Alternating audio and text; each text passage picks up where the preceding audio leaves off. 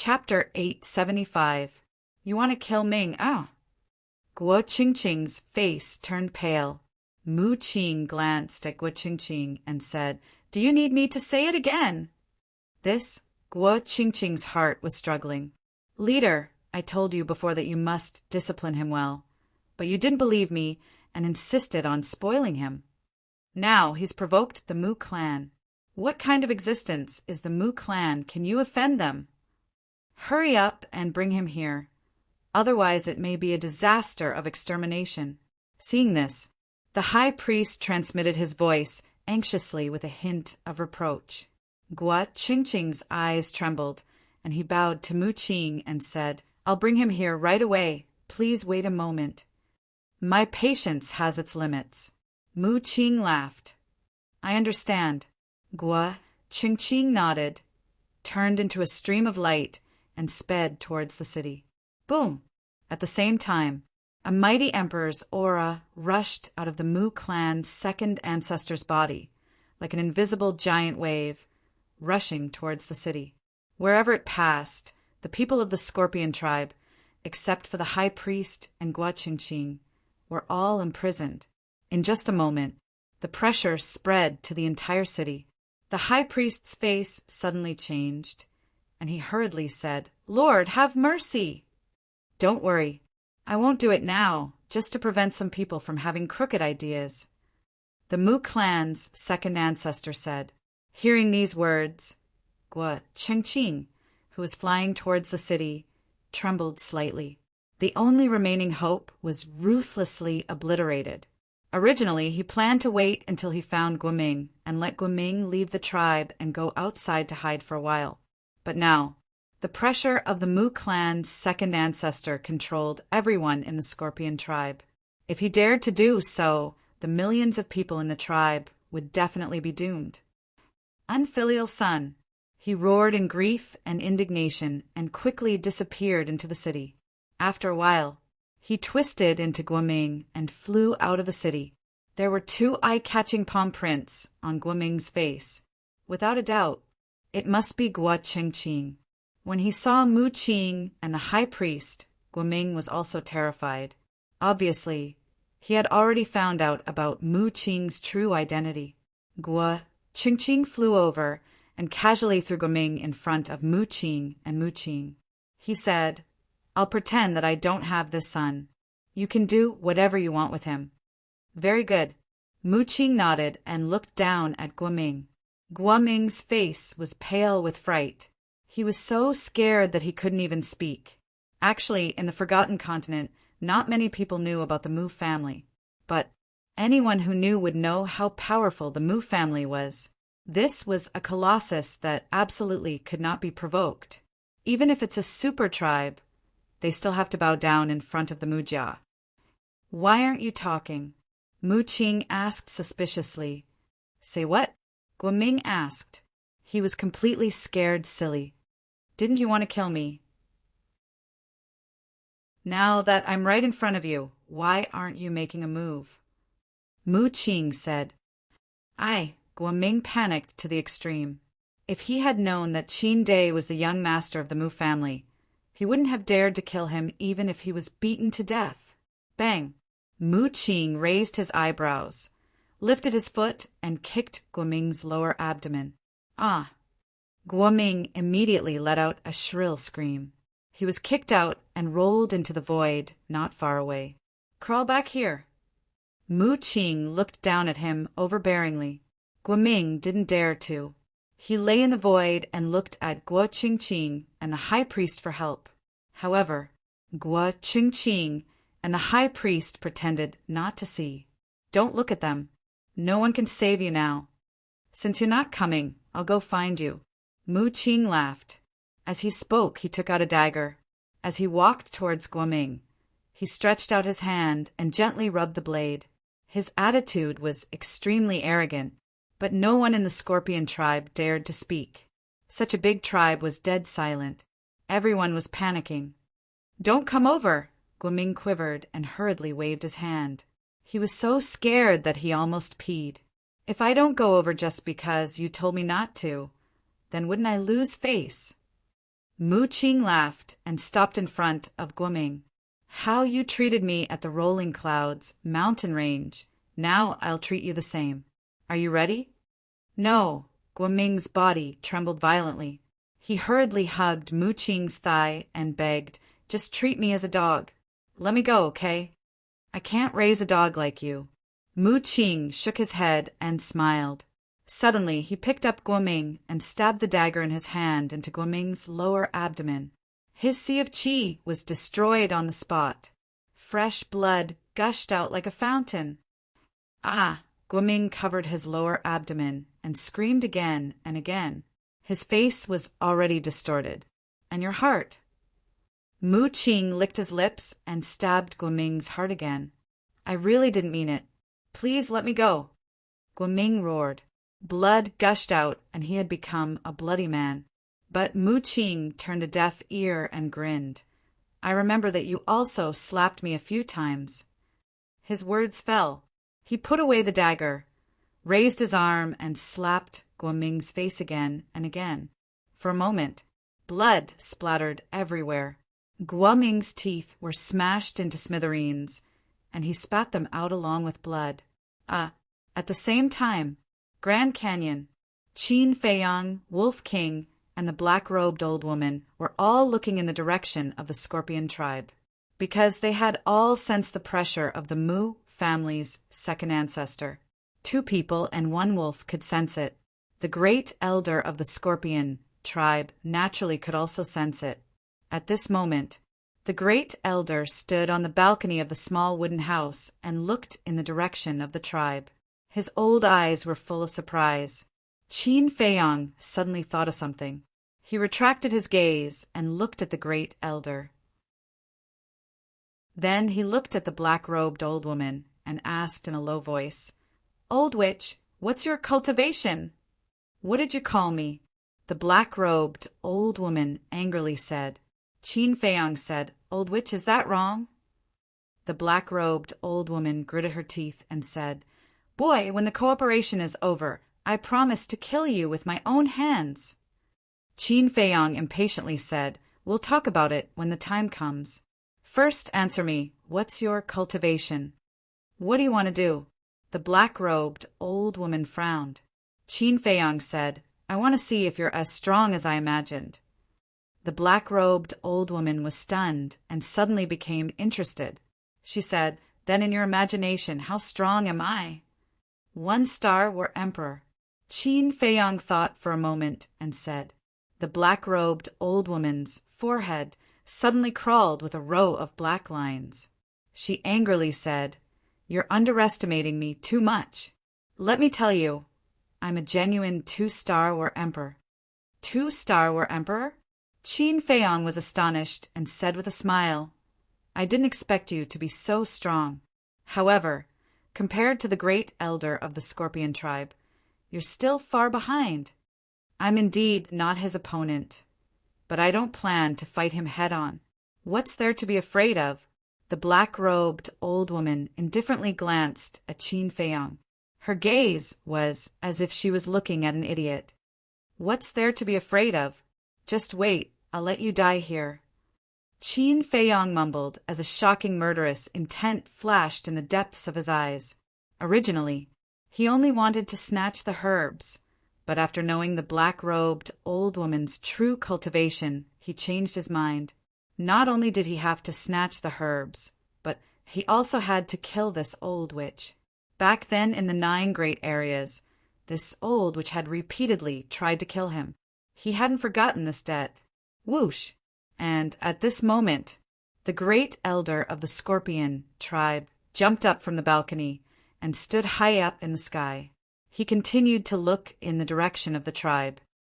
"Who exactly came to my Scorpion tribe? The pressure is so terrifying that I can even feel it from here. No, I have to go and take a look." The great elder muttered to himself for a while before turning into a stream of light and flying towards the tribe. "He's finally gone." The black-robed old woman looked at the great elder's back with unconcealable joy in her eyes. Qin Feiyang's eyes were also surging with light. After the great elder disappeared, Qin Feiyang looked at the black-robed old woman and said with a smile, "Go quickly, I'll keep a lookout for you here." "Keep a lookout." The black-robed old woman was stunned and said in surprise, "You're so kind."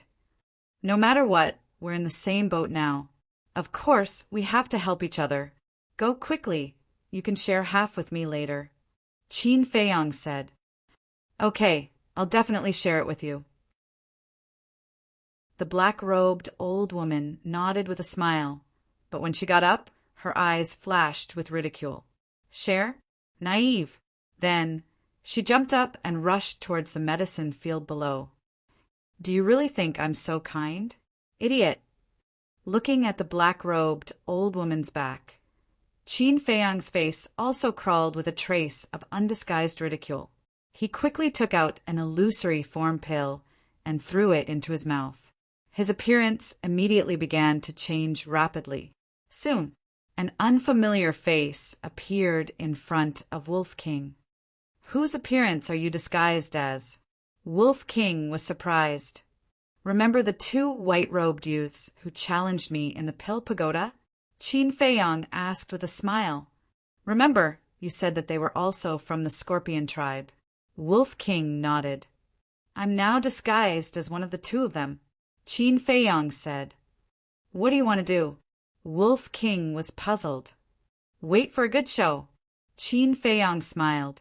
Although it was slow, the whole process was less than 3 breaths. The black-robed old woman had already entered the medicine field and was frantically sweeping it. Qin Feiyang smiled coldly, got up and looked at the direction where the Great Elder disappeared, and anxiously shouted, "Great Elder, come quickly! Someone is looting the medicine field!" His voice was very loud and clear, resounding through the sky. Wolf King was stunned, and then suddenly realized, and his eyes revealed a look of ridicule. "You go hide first." Qin Feiyang looked at Wolf King and said. Without waiting for Wolf King's response, he sent Wolf King to the castle. Then he strode to the top of the mountain. "What's the situation?" At the same time, the black-robed old woman raised her head and looked at Qin Feiyang, her old face full of shock. "Who are you? How dare you touch the medicinal herbs of my Scorpion tribe?" Qin Feiyang glared at the black-robed old woman and shouted with a stern voice. That angry look was really like a member of the Scorpion tribe who found a thief. "What's going on?" The black-robed old woman was stunned. Weren't Qin Feiyang and Wolf King on the lookout? How could a member of the Scorpion tribe appear? She didn't recognize that the person in front of her was Qin Feiyang. Whoosh! Just as the black-robed old woman was stunned, a white figure broke through the sky like lightning. It was the Great Elder of the Scorpion tribe. When he saw the black-robed old woman standing in the medicine field, his old face suddenly revealed a shocking killing intent. Courting death. Chapter 876. In an instant, the Grand Elder arrived in front of the black-robed old woman. That aged hand suddenly lifted up, roaring with battle chi as it slapped towards the black-robed old woman. Killing intent enveloped all directions. The black-robed old woman finally regained her senses, and her expression changed greatly. But at this moment, it was too late for her to dodge. She could only hurriedly raise her hand and meet the Grand Elder head-on. Boom! When the two palms collided, the black-robed old woman's body trembled, and then she flew out like a meteorite. Blood wildly spurted out from her mouth. Just one palm was enough to heavily injure the black-robed old woman. This was the difference between a 5-star combat emperor and a 2-star combat emperor. "It's you, Mu Li." The Grand Elder finally saw the black-robed old woman's true face and angrily said, "Why did you come to rob my Sky Scorpion tribe's medicine field?" The black-robed old woman didn't reply. Using the impact of the impact, she turned around and fled in panic. "Want to leave? Not so easy." The Grand Elder's hair stood on end in anger. Using a mysterious footwork, he quickly chased after the black-robed old woman. Looking at the Grand Elder's speed, Qin Feiyang's pupils contracted. This Grand Elder actually grasped a perfect support-type battle art. He looked at the black-robed old woman again. He discovered that the old witch was also using a strange footwork. Moreover, her speed was 4 times faster than usual. This meant that the old witch also grasped a perfect support-type battle art. The foundation of these super forces really can't be underestimated. Qin Feiyang mumbled, but then the corners of his mouth pursed into a bone-chilling cold. Although the black-robed old woman also had a perfect support-type battle art, the difference between her and the Sky Scorpion tribe's Grand Elder's cultivation was too great. She couldn't escape at all, and now the furious Grand Elder definitely wouldn't let her go. Similarly, she couldn't find a reason to defend herself now. After all, she was caught red-handed by the Grand Elder. Therefore, she would definitely die. Boom! As expected, after the Grand Elder caught up to the black-robed old woman, he directly punched her back without any mercy. Pooh! The black-robed old woman spat out a mouthful of blood, dyeing the sky red. Her entire body was like a meteor crashing into a giant mountain in front of her. The giant mountain collapsed on the spot. The rumbling sound was like rolling thunder, deafening to the ears. My Scorpio tribe has always been respectful to your Mu clan, but I didn't expect you to come and rob my medicinal field. You've gone too far. The great clan elder's killing intent soared to the heavens as he pointed his finger at the collapsed mountain peak.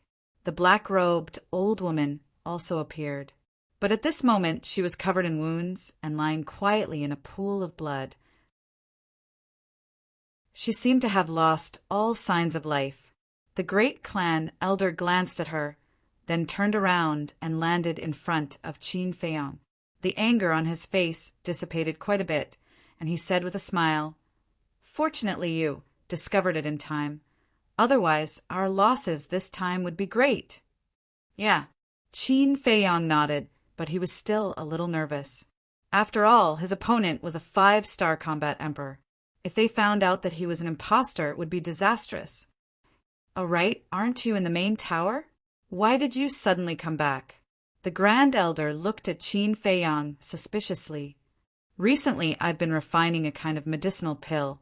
I need a few 10,000-year-old herbs, so I came back to see if there are any in the medicinal field."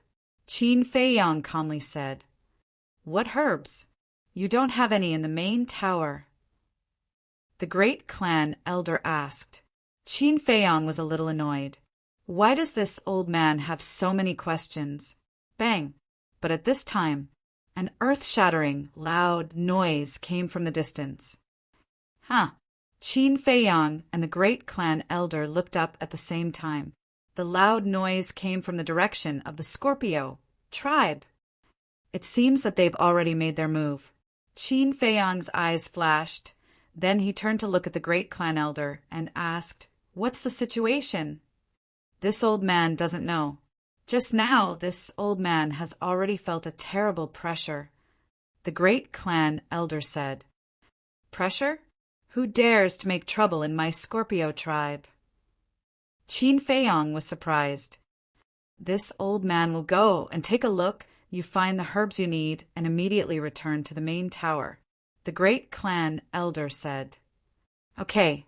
Qin Feiyang nodded. Then he looked at the black-robed old woman's body and said, "What should we do with her?" "Don't touch her body. After dealing with the tribe's affairs, this old man will take her and personally go to the Mujia. Let the Mujia give this old man a reasonable explanation." The great clan elder's eyes flashed coldly. Then he turned into a stream of light and quickly flew away. Phew! Looking at the great clan elder's departure, Qin Feiyang finally breathed a sigh of relief, because he really didn't know how to answer the great clan elder's question. After the great clan elder completely disappeared, he waved his hand and Lu Hong, the pangolin, wolf king, the winged snow eagle, and the black dragon snake all appeared. "Hurry up," Qin Feiyang said. Everyone looked at each other and immediately rushed to the medicinal field. Qin Feiyang also flew up and landed next to the black-robed old woman's body. Before, the black-robed old woman had already swept away a lot of medicinal herbs, so he naturally couldn't let go of these.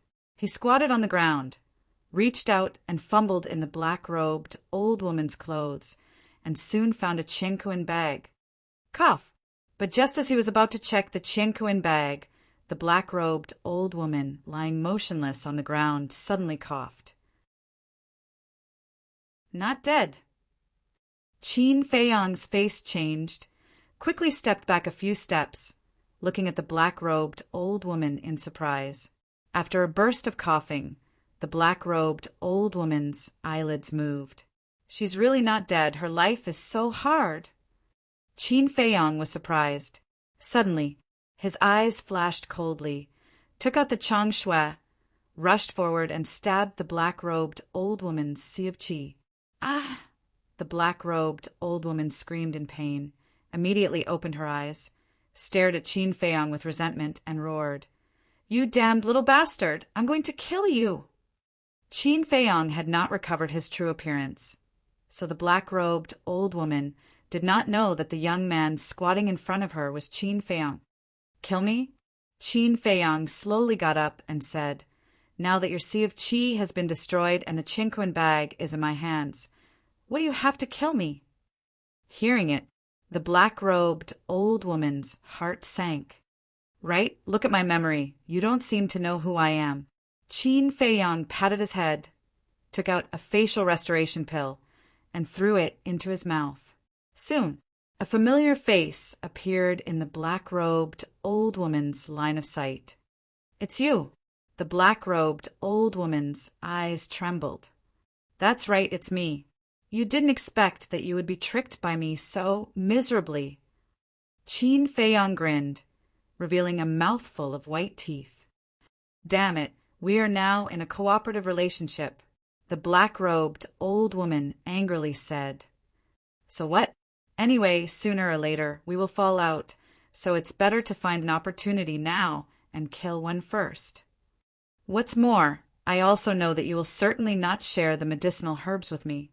In that case, I can only rely on my own ability to rob. Now, all the medicinal herbs here are mine." Qin Feiyang laughed. The black-robed old woman glanced at Lu Hong and the others who were frantically sweeping the place, gritted her teeth, and said, "The second ancestor will not let you go." "Don't worry. Your second ancestor will not know that I killed you. When the time comes, I will tell him that the great elder of the Scorpion tribe killed you. Moreover, even if he knows, I don't care. Don't take yourself too seriously. You are just a housekeeper. The Mujia will not hurt me because of you." Qin Feiyang laughed, rubbing Chang Shue's blade. His eyes flashed with killing intent. "What do you want to do?" Seeing this, the black-robed old woman hurriedly shouted. Her blood-stained face was full of panic. Qin Feiyang grinned and said, "What do you think I want to do?" "Don't kill me!" the black-robed old woman panicked. She never thought that one day she would beg Qin Feiyang for mercy. Qin Feiyang was stunned and jokingly said, "Then give me a reason not to kill you." The black-robed old woman hesitated. She really couldn't find a reason for a while. "How about this? If you are willing to tell me the origin and details of the Mujia, I can spare your life," Qin Feiyang said. "Then you'd better kill me," the black-robed old woman said. Her eyes were filled with a determined light. "Well, as you wish." Qin Feiyang's eyes were stunned. His big hand suddenly waved. The changshui in his hand, like a sharp arrow, instantly went into the black-robed old woman's eyebrows. "Ah!" With a mournful scream, the black-robed old woman died on the spot. This time she really died. Qin Feiyang looked down at her, his eyebrows tightly knitted together. She would rather die than tell him the details of the Mujia. What secret is this Mujia hiding? Shua, at this time, Wolf King came to Qin Feiyang's side and said, "Did you get anything?" Qin Feiyang shook his head. "It seems that we have to rely on Fatso and Yan Wei to investigate." After saying this, the Wolf King continued to sweep through the medicinal herbs. Qin Feiyang bent down and pulled out the Chang Shui, then took out the black-robed old woman's Qinquan bag to check. He wanted to see if he could find any information about the Mujia in this Qinquan bag, but in the end, he was disappointed. In this Qinquan bag, except for various herbs, pills, gold coins, and some ordinary weapons, there was nothing else. Boom! Kacha!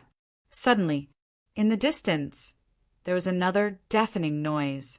Qin Feiyang put away the Chang Shui and the Qinquan bag, jumped into the sky, looked up, and suddenly turned pale with fright. He saw that the giant peaks in the distance were constantly collapsing. The earth was trembling and sinking. Waves of magma erupted from the ground, like pillars of fire, rushed into the sky, illuminating half of the sky. From afar, it was like the scene of the end of the world. Moreover, Qin Feiyang also heard a metallic sound and the loud sound of the mountains collapsing and the earth cracking. It was obvious. Someone took out a sacred weapon, and more than one. He could even feel the sacred power and sharpness of those sacred weapons. "Kill for me." Not long after, a loud and clear roar exploded in the area, and a murderous aura filled the sky. This was the voice of the Mujia's second ancestor. Boom! The moment the Mujia's second ancestor's shout sounded, in all directions of the sky Scorpion Mountain Range, a terrifying emperor's aura erupted. Qin Feiyang couldn't help but tremble. Obviously, the 30 strong men surrounding the sky Scorpion Mountain Range also made their move. This also means that the battle between the Mujia and the Sky Scorpion tribe has officially begun. Hurry up! Qin Feiyang withdrew his gaze and looked down at Lu Hong and the others, urging them, because there is still a place he must go.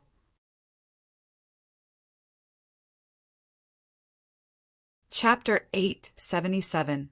As a super tribe that had existed for so many years, the Scorpion tribe must have accumulated a lot of treasures.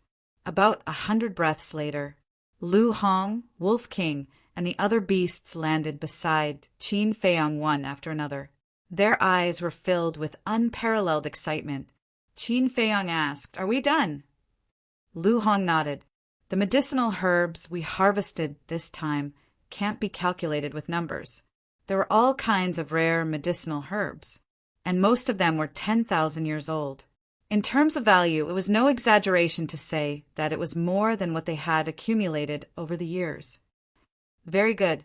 Qin Feiyang was also overjoyed.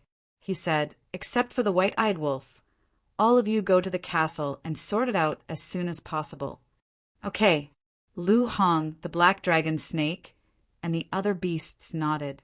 Qin Feiyang waved his hand. After sending everyone to the castle, he took a facial restoration pill and restored his original appearance. Then he rushed out of the canyon with Wolf King and rushed toward the Scorpion tribe. They were very fast. In less than 100 breaths, they arrived in front of a majestic mountain ridge. Here, the battle fluctuations were even more obvious. The mountain ridge, which was hundreds of feet tall, was also trembling violently. Cracks appeared on it, and it would collapse at any time. Whoosh! A man and a wolf rushed up like lightning. They stood at a commanding height and looked ahead. What appeared before their eyes was a scene that resembled Azura hell. The mountain was collapsing, the ground was cracking, and the people were in a terrible situation. Terrifying waves of air rolled in the void like a tsunami. There were many ferocious beasts in the mountain range, and they were not weak. There were even holy beasts. But under the waves of air, they were like withered trees, unable to withstand a single blow. As far as the eye could see, there was blood everywhere. Wails and cries were everywhere. And standing here, they could already faintly see the city of the Scorpion tribe, but it was very blurry. "Let's go." Qin Feiyang waved his hand and was about to jump down from the mountain ridge and approach the city. Whoosh! But at this moment, an ear-piercing sound broke through the air. The two of them turned their heads and saw a black streak of light carrying a destructive aura shooting towards them from afar. What is it? Wolf King was bewildered. It's a saint artifact. Qin Feiyang took a closer look and turned pale with fright. It was a heavenly halberd that was more than 3 meters long. Its entire body was as black as ink, and it emitted a blazing black light. Logically speaking, Qin Feiyang should be happy that a saint artifact was flying towards him. However, this saint artifact was currently in a state of complete recovery. If he were to descend here, with his and Wolf King's current cultivation, they would not be able to stop him. They might even be killed on the spot, and not even their bones would be left. Therefore, now was not the time to be hot-headed and run to catch that sky piercer. Boom! Crack! In front of the man and the wolf, there were several giant peaks that were several 1,000 feet tall. However, the heavenly halberd was like a hot knife through butter as it smashed everything into smithereens. Then it smashed into the mountain below their feet. Whoosh! Qin Feiyang did not dare to hesitate. He grabbed Wolf King and hid in the ancient castle. Boom! Accompanied by an earth-shaking loud noise, the place was suddenly covered in dust and smoke. About 10 breaths passed. The man and the wolf appeared again. The mountain had disappeared, and there was a huge sinkhole on the ground. Dust and smoke were everywhere. Qin Feiyang waved his sleeves, and a gust of wind suddenly rose in this place. The dust and smoke were quickly blown away. Next, the man and the wolf looked at the bottom of the sinkhole. They saw that the heavenly halberd was now inserted into the soil at the bottom. The sharpness and saint aura that it emitted previously had disappeared. Its entire body was dim and lightless. What's the situation? Wolf King was bewildered. I think this saint artifact should belong to the Scorpion tribe, and the owner of this saint artifact may have met with misfortune. Qin Feiyang pondered. Then what are we waiting for? Heard of it. Wolf King's eyes glowed with a green light as he rushed to the bottom of the sinkhole. Whoosh! However, at this moment, another air-piercing sound was heard. Qin Feiyang's expression changed. He quickly raised his head and looked over. He saw a black figure rushing over. Wolf King also noticed it. He quickly landed at the bottom of the sinkhole and directly spat a mouthful of blood on the heavenly halberd. The heavenly halberd also emitted a layer of hazy blood light. It was dripping blood to recognize its owner. When the blood light dissipated, the blood contract was completed. I've made a fortune. Wolf King smiled and waved his paw. The heavenly halberd turned into a stream of light and entered his sea of qi.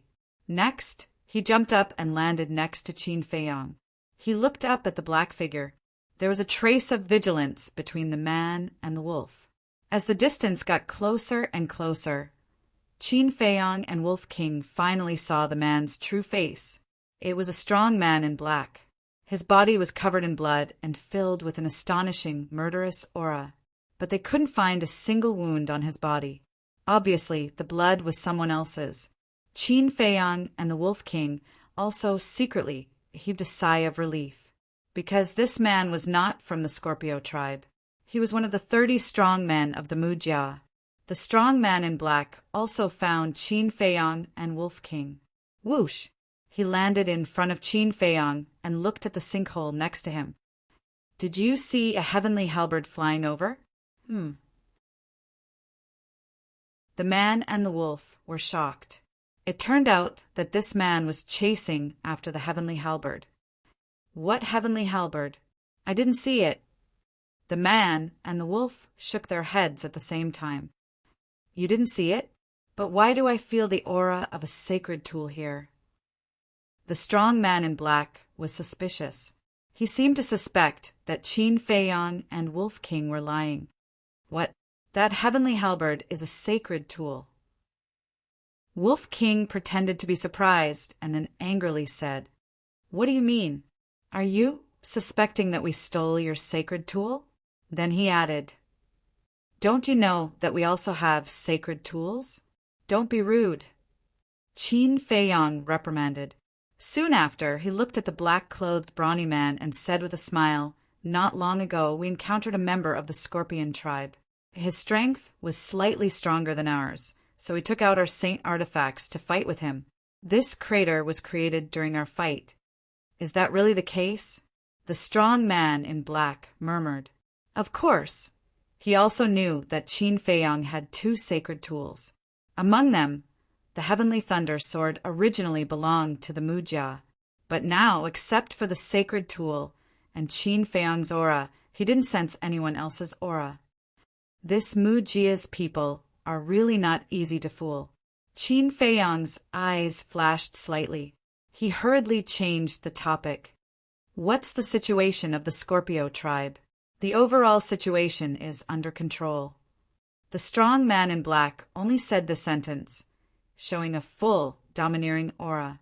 Qin Feiyang nodded and said, Although the situation is under your control, you still have to be careful. Don't let any of them escape.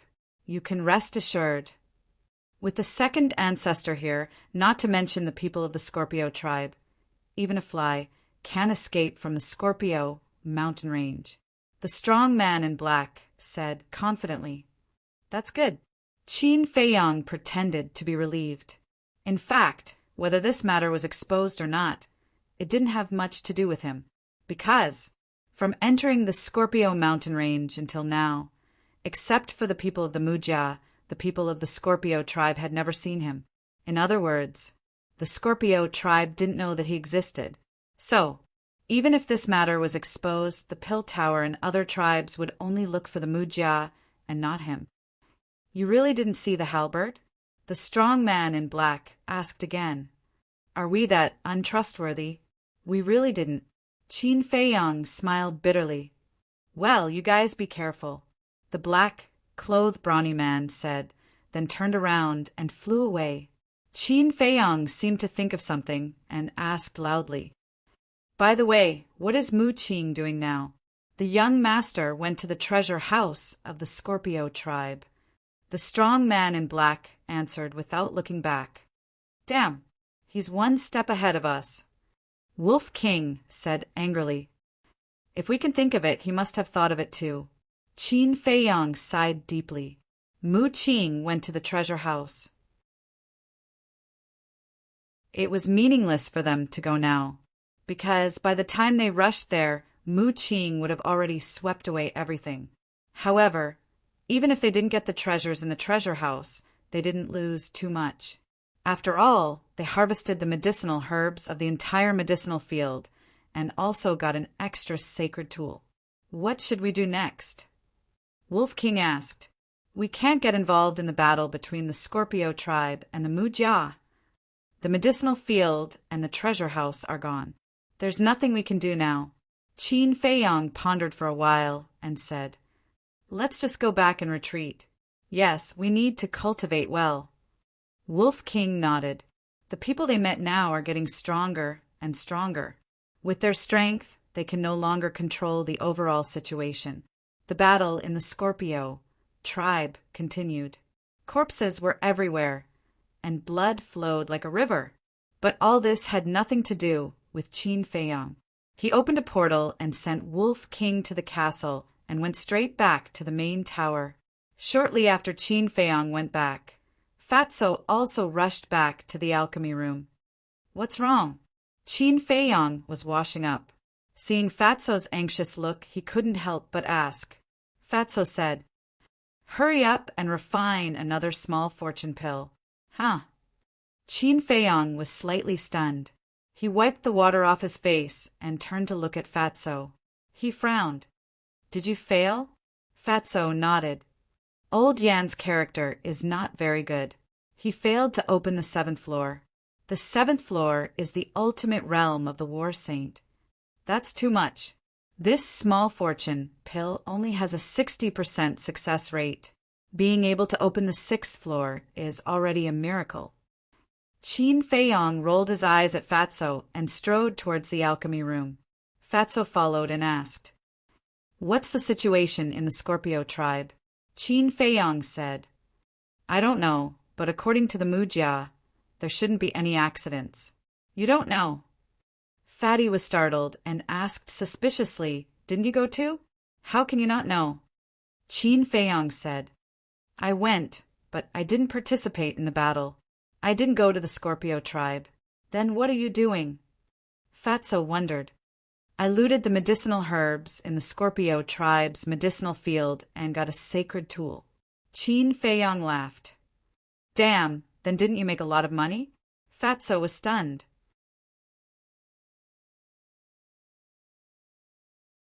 Chapter 878. It's a huge profit. Qin Feiyang laughed and said, "Where did you guys help Yan Wei open the door of potential?" Fire Phoenix Mountain Range. Fat Lord is not sure what kind of place it is. But according to Li He, it is a primordial forest, extremely dangerous, and basically no one goes there. Fatso said, while the two of them were talking, they had already entered the alchemy room. Fatso took out a set of medicinal ingredients for the small creation pill. Qin Feiyang closed his eyes and concentrated for a moment before opening the furnace to refine the pill. During the process of refining the pill, Fatso did not make the slightest sound. Soon, a small creation pill was out of the furnace. Qin Feiyang threw it to Fatso and said, "Quickly send it to him." "No rush, no rush. He is still recuperating from his injuries. It will take a while before he can continue to open it. First, tell me the specific situation of the Scorpio mountain range." Fatso was like a curious baby looking at Qin Feiyang. Qin Feiyang shook his head and laughed. He walked into the lounge and simply said, "Haha, that old witch was actually tricked so miserably by you. It's really satisfying." After listening, Fatso couldn't help but laugh out loud. "Although we have gotten rid of a scourge, it is also a great pity that we didn't get the treasures of the Scorpio tribe." Qin Feiyang shook his head. "In this world there are gains and losses. Moreover, the people that the Mu clan sent out this time are all war king. Even if Mu Qing didn't go, you might not be able to snatch the treasures from the treasury under their noses. At that time, you might even attract a lot of attention." Fatso said. Qin Feiyang nodded and said with a smile, "Then what was Li He's reaction when he saw the potential pills?" "Two words to describe it: shock. Right now, he can't wait to swear a blood oath with you and become sworn brothers." Fatso laughed. Qin Feiyang asked, "Then what's your next plan?" "I have already told Li He about this matter, and he has also expressed that he will do his best to assist me. He has also allowed me and Yan Wei to work in the trading pavilion." Fatso said. After pondering for a moment, Qin Feiyang nodded and said, "That's good too. If you work in the trading pavilion, you'll be able to notice the mysterious person buying the herbs." Next, he frowned and said, "Does Li He know nothing about this person?" "It's not like you don't know about the trading pavilion. As long as there's money to be made, who cares who you are? However, Li He did mention that when this person went to purchase medicinal ingredients in the past, he would always refer to himself as Mr. Wan. In other words, his surname is Wan, but Fat Lord thinks that this shouldn't be true." Fatso said, "Don't make wild guesses before the truth is out." Qin Feiyang said with a smile, "Yes, then Fat Lord will go. If there's any news, Fat Lord will inform you immediately." Fatso got up and said.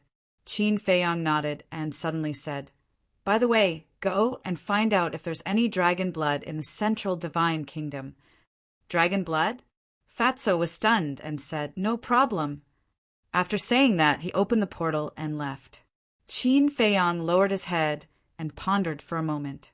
He entered the castle and concentrated on copying the last stroke of the kill formula. As for Lu Hong, Wolf King, and the other beasts, they were all immersed in sorting out the medicinal ingredients. The entire castle was filled with a strong medicinal fragrance. Midnight. Dawn.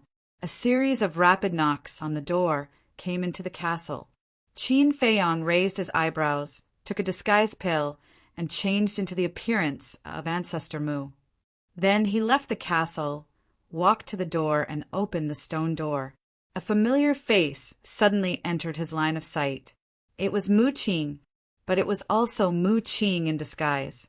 Mu Qing glanced at Qin Feiyang. Without waiting for Qin Feiyang to speak, she directly walked into the alchemy room. Her face was a little ugly. Qin Feiyang closed the stone door and turned to look at Mu Qing. He frowned and said, "Did an accident happen?" "No. The entire Scorpion tribe, except for the people outside, is dead." Mu Qing said, "This is a good thing. It's worth being happy. Why do you still have a long face?" Qin Feiyang was suspicious. "Elder Li was killed," Mu Qing said in a low voice. Qin Feiyang's heart trembled. He nodded and said, "I know. He was killed by the great elder of the Scorpion tribe."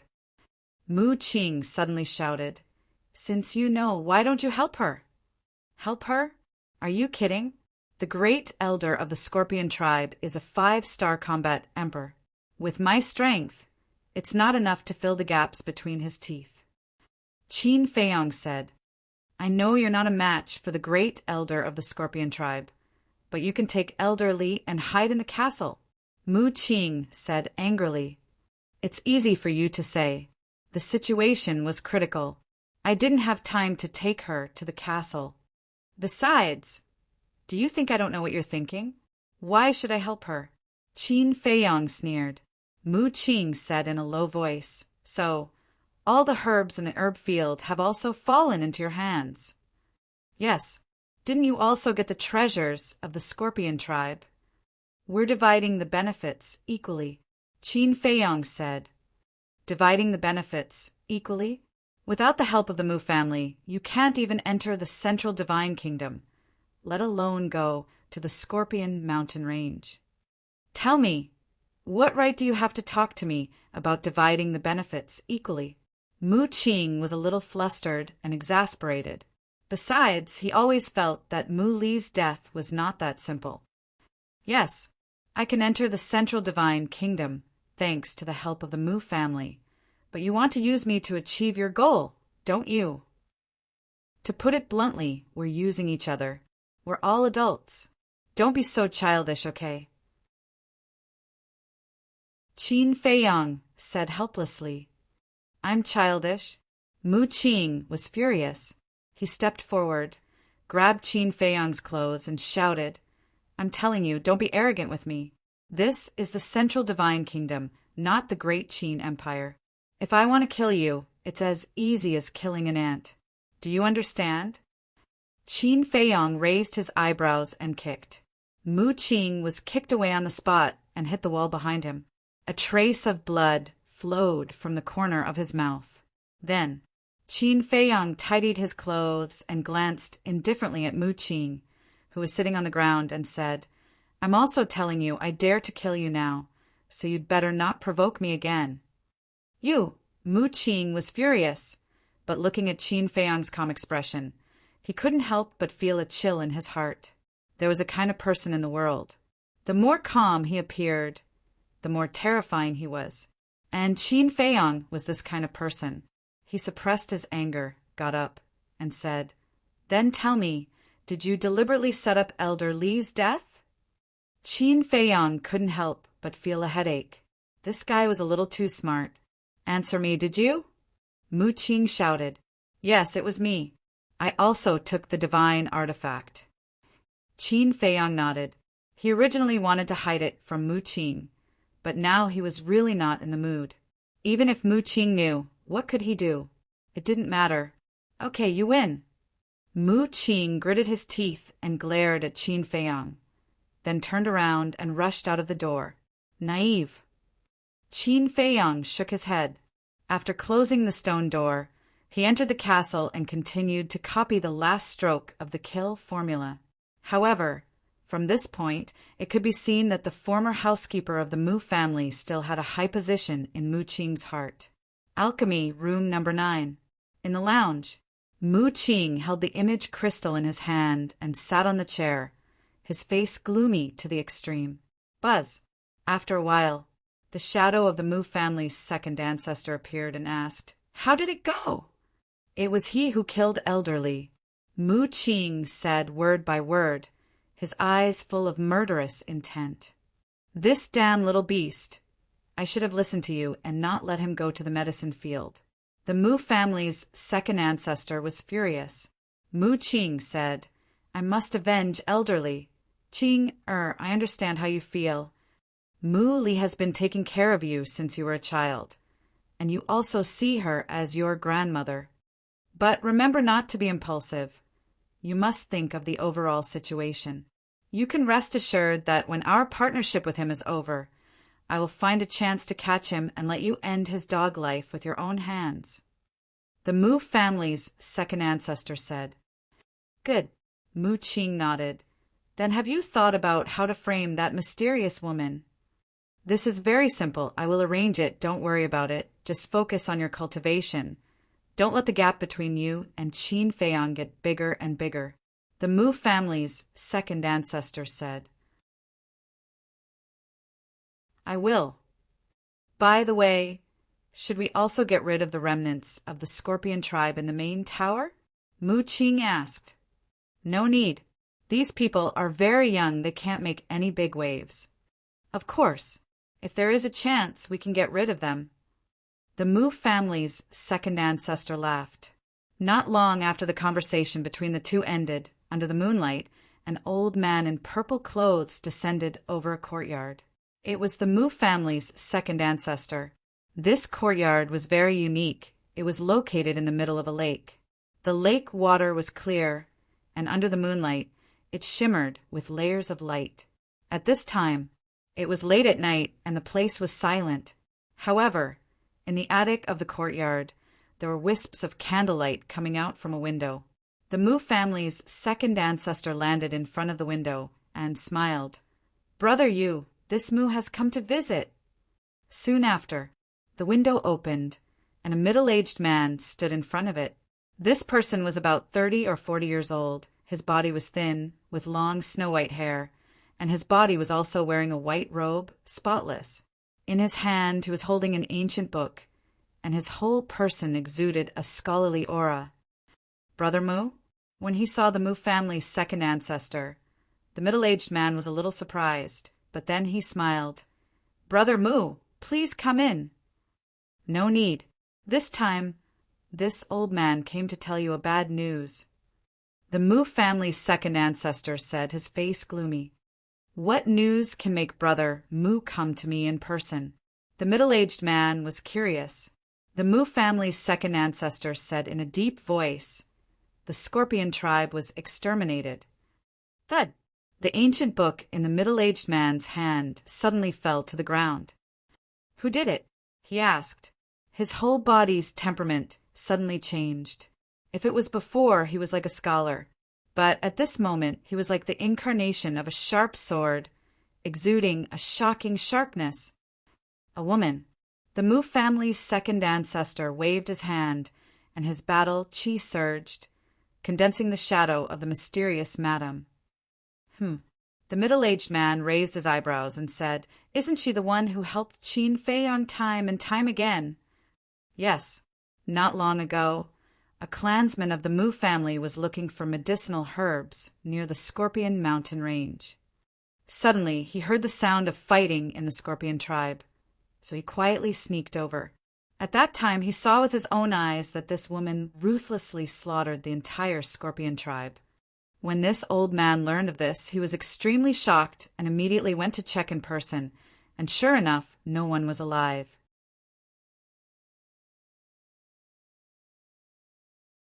Chapter 879. The middle-aged man's eyes turned cold. The Mu family's second ancestor had personally confirmed it. "Thank you, Brother Mu, for coming to inform me. I will send someone to investigate the Scorpion tribe." The middle-aged man said, "The extermination of a super tribe was no small matter. Once the news spread, it would cause an unprecedented turmoil in the central divine kingdom." "Good. This old man will go back first. If there is anything the Mu family can help with, Brother Yu, please don't hesitate to ask." Although my Mu family is not a native of the Forgotten Continent, we will not tolerate this kind of crazy criminal. The Mu family's second ancestors' words were powerful and righteous. The middle-aged man didn't know the truth. Otherwise, he would have laughed in his heart. The middle-aged man cupped his hands and smiled. Thank you, then I won't send you off. Goodbye. The Mu family's second ancestor also cupped his hands and said a few words. He then turned around and opened the portal, quickly leaving. Who is this mysterious woman, and why did she want to exterminate the Scorpion tribe? After the portal disappeared, the middle-aged man lowered his head, his brows tightly knitted together. Gongsun Bei, quickly come see me. A moment later, he looked at the dark void outside the window and shouted. In less than 10 breaths, a graceful young man in purple, holding a jade flute, flashed through the night sky like lightning and landed in front of the middle-aged man. Greetings, Chief Tower Master. The young man in purple bowed, but there was a cynical smile on his face. That's right. This elegant middle-aged man was the ruler of the Forgotten Continent, the Chief Tower Master. It could even be said that he was the ruler of the Forgotten Continent. The Chief Tower Master said, Go to the Scorpion tribe immediately. Gongsun Bei was confused. Why are you going to the Scorpion tribe so late at night? Just now, the Mu family's second ancestor came to find me and told me that the Scorpion tribe was exterminated. The Chief Tower Master said in a deep voice. What? Gongsun Bei's expression changed. Who did it? According to the Mu family's second ancestor, it was the mysterious woman who repeatedly helped Qin Feiyang. The Chief Tower Master said. This, Gongsun Bei raised his eyebrows. Sir, there is something I don't know if I should say. Speak your mind. The Chief Tower Master looked at him suspiciously. Although the Mu family has been in our Forgotten Continent for many years, they are still outsiders. Furthermore, none of us know their true origins. Thus, you can't completely trust their words. Gongsun Bei said. Chief Pagoda Master said with a frown, You mean, no. Sir, please don't misunderstand. I'm not saying this because I'm suspecting that the Scorpion tribe was destroyed by the Mujia. I'm just reminding you to guard against them in the future. Gongsun Bei hurriedly waved his hands. Chief Pagoda Master pondered for a moment, then nodded and said, All right, I will remember it. Hurry up and go. Gongsun Bei opened a portal, but then he thought of something and asked, If the Scorpion tribe is really annihilated, should we seal the news? How can such a big matter be sealed? Moreover, there are still many clansmen of the Scorpion tribe outside. The Chief Pagoda Master smiled bitterly. I understand. Gongsun Bei nodded, then turned and stepped into the portal, quickly disappearing. Qin Feiyang, just who are you? Why are all the things that have happened recently related to you? Chief Pagoda Master looked up at the waning moon in the sky and muttered to himself. For a moment his mind was in a mess. Time flew by. Early morning. The sun rose, full of vigor. Everything in the world that had slept for a night gradually woke up at this moment. Have you heard? The Scorpion tribe was annihilated. What? How is this possible? It's true. Before the sun rose, I heard that the Scorpion tribe was annihilated. At first, I didn't believe it either, but when I went to the Scorpion Mountain Range myself, I was completely shocked. The entire Scorpion tribe was covered in broken corpses, and the ground was stained with blood. I also went to take a look. The Scorpio tribe, which was originally glorious and prosperous, turned into an Azura hell overnight. Yes, the city is gone, and not a single survivor is left. Only a sea of corpses is left. It's too terrifying. Early in the morning, the news of the Scorpion tribe being annihilated spread throughout the divine city. Without a doubt, people were boiling. At the same time hearing this shocking news, the world was also horrified. One must know, the Scorpion tribe was one of the top 10 super tribes. How could it be annihilated? How sensational was this news? In less than half an hour, this news spread to every corner of the divine city. Where there were people, they were discussing this matter. Moreover, this news was like a plague that was unstoppable and spread outside the divine city. Half a day later, whether it was those large and small tribes or other cities, they all knew about this and were all shocked. It was too shocking. In history, this was the first time a super tribe was annihilated, and it was annihilated by one person. I really didn't expect it to be related to this Qin Feiyang again. What is this person trying to do? Could it be that he has already sneaked into the central divine kingdom? Will he still deal with other super tribes?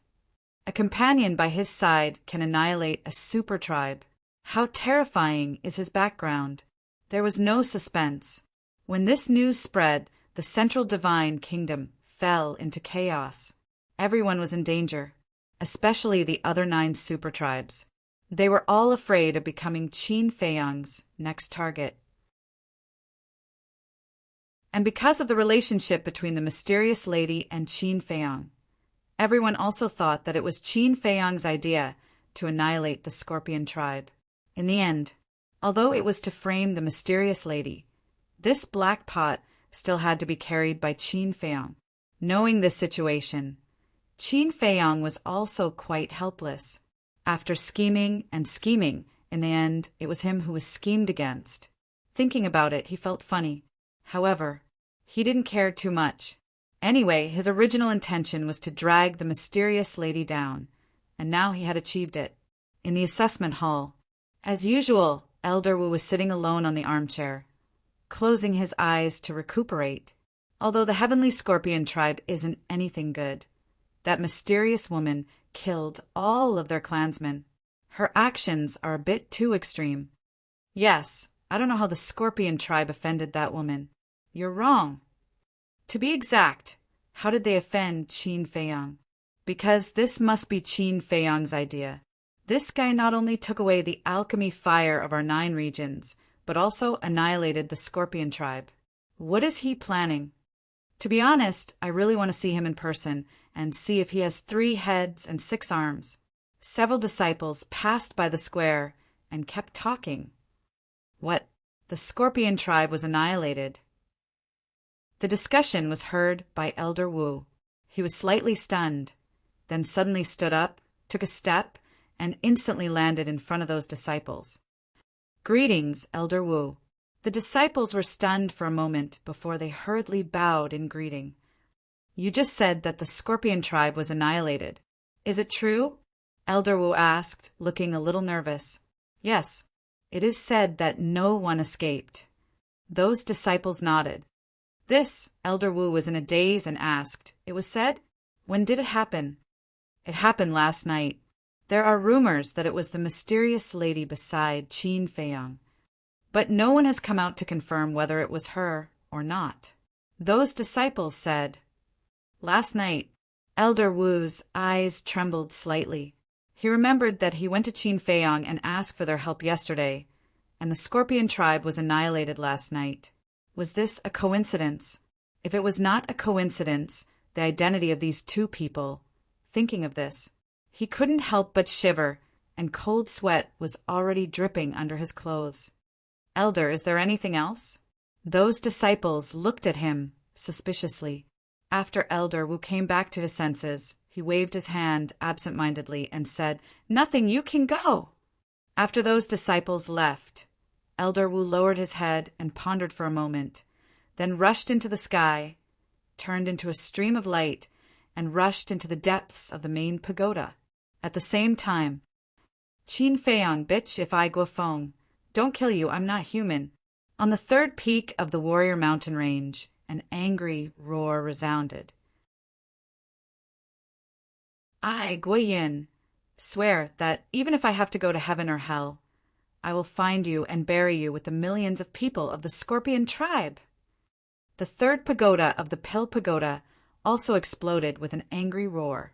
Guofeng was the king of the 3rd peak of the Warrior Mountain Range. Guoyin was the king of the 3rd pagoda of the Pill Pagoda. And Mo Feng had said before that these 2 people were also from the Scorpion tribe. Millions of their tribesmen died in vain. Naturally, they couldn't accept it. Not only these two, but all the disciples of the Scorpion tribe seemed to have gone crazy at this moment. Everyone of the Scorpion tribe, gather at the combat arena immediately. Soon, Guo Yun's voice sounded again, spreading in all directions. Whoosh! Immediately, one figure after another flew out from the 10-pill pagoda as well as the 10 main peaks, and gathered towards the fighting arena. There were men and women, all of them looking young with outstanding temperaments. However, at this moment, there was an unresolvable sadness between their brows. Fighting arena. Located between the martial artist mountain range and the Pill Pagoda, it occupied an area of several miles. It was the place where the disciples of the main pagoda sparred with each other or settled their personal grudges. Swish! 2 purple-clothed youths were the first to appear in the fighting arena. Both of them were as handsome as jade, outstanding and peerless. Their cultivations were both at the peak of the 9 Star Wars sect. They stood side by side in the air above the fighting arena, their bodies emitting an awe-inspiring aura of a king. After the 2 of them, the others also rushed over and gathered in the fighting arena. Finally, there were thousands of people gathered here. Guo Yun scanned the thousands of people and said, "Everyone, you should all know about this bad news." Thousands of people nodded at the same time. Their entire bodies were filled with grief and a monstrous killing intent. "Guo Yun, Guo Feng, what are you trying to do?" Accompanied by a loud shout, a white-haired old man descended into the air above the fighting arena.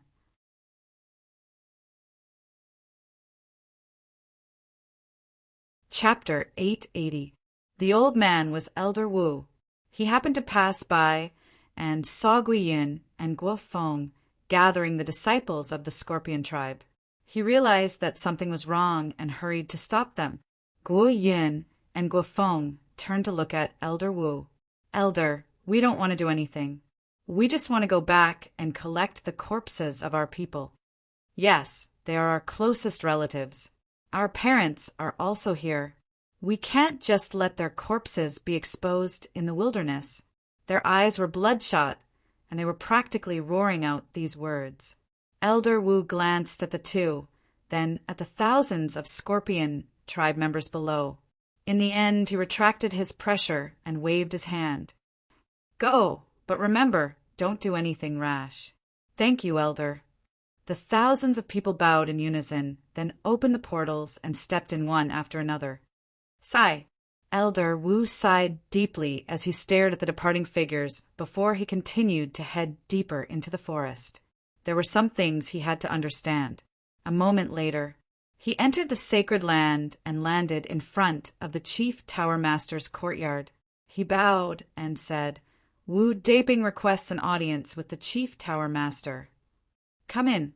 A calm voice could be heard coming from the pagoda. Elder Wu pushed the door open and strode into the pavilion. In the guest hall, the Chief Tower Master leaned back in his chair with his eyes closed.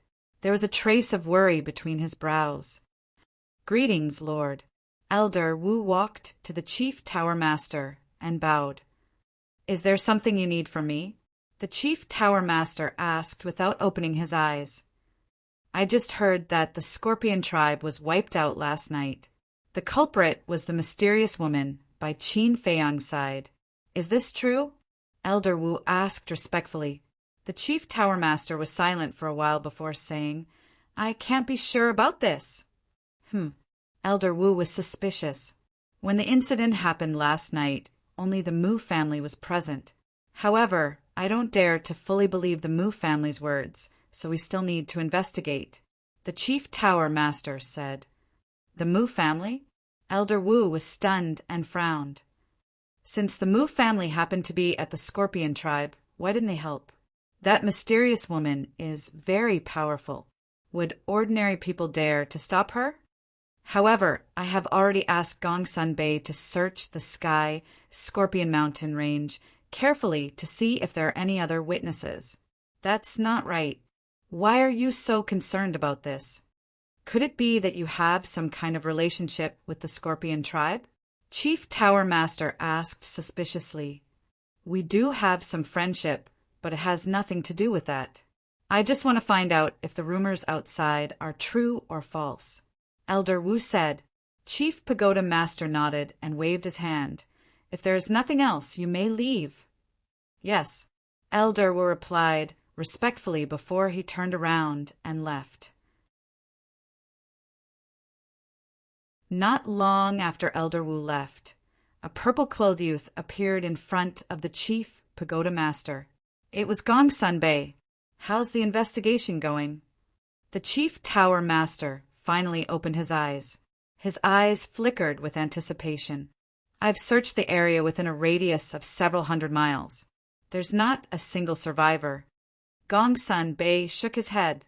What about the ferocious beast? I remember that the ferocious beasts of the sky, Scorpion Mountain Range, are all very strong. There are even saint beasts.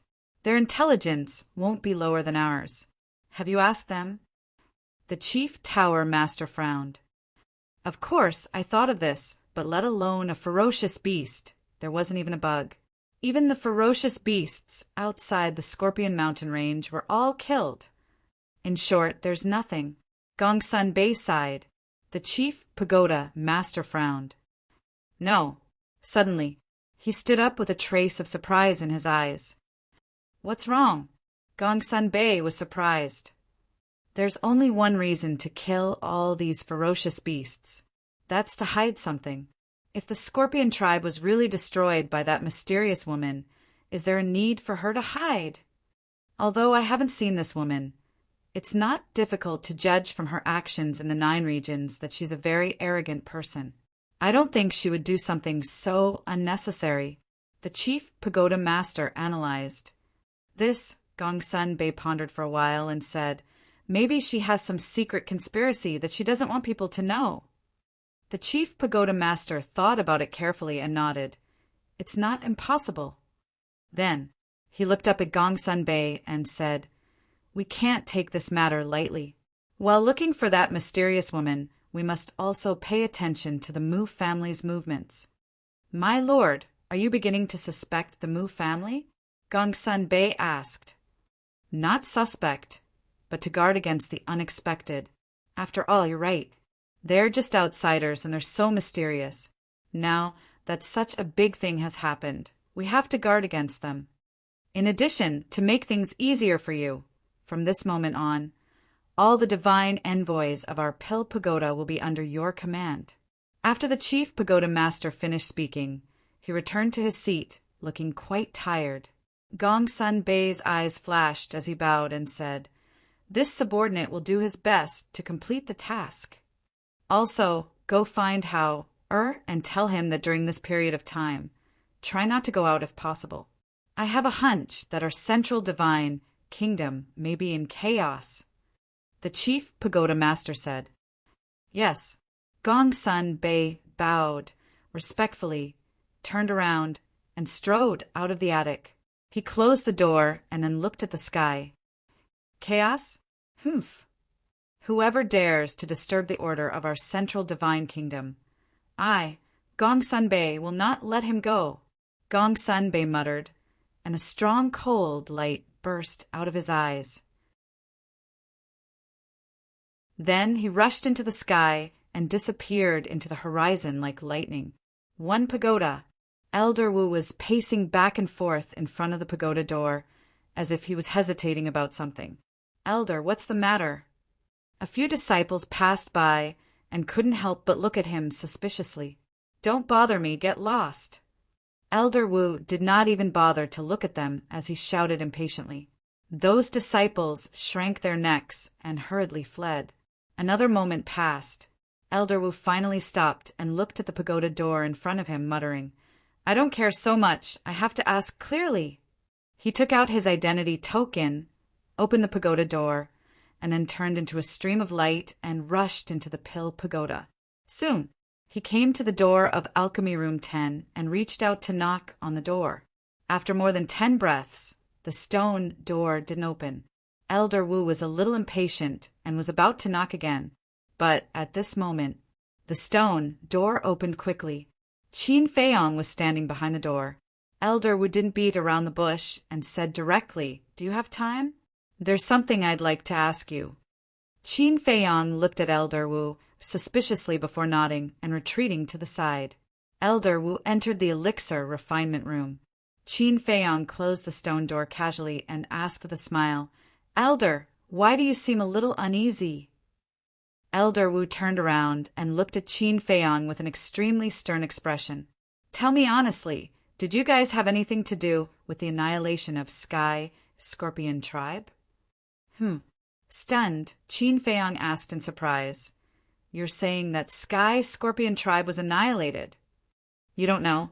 This time around, Elder Wu was the one who was at a loss. After all this time, this guy didn't know? Furthermore, Qin Feiyong's first reaction didn't seem like he was faking it. "I don't know. I've been cultivating all this while. I just came to the main pagoda, and I don't have any friends. That's why no one told me." "Elder, you're not joking, right?" Qin Feiyong asked. "I'm not in the mood to joke with you. This matter has already become a hot topic in the city. Everyone knows about it." Elder Wu sighed. "Who did it? So powerful that even the Sky Scorpion Tribe was annihilated.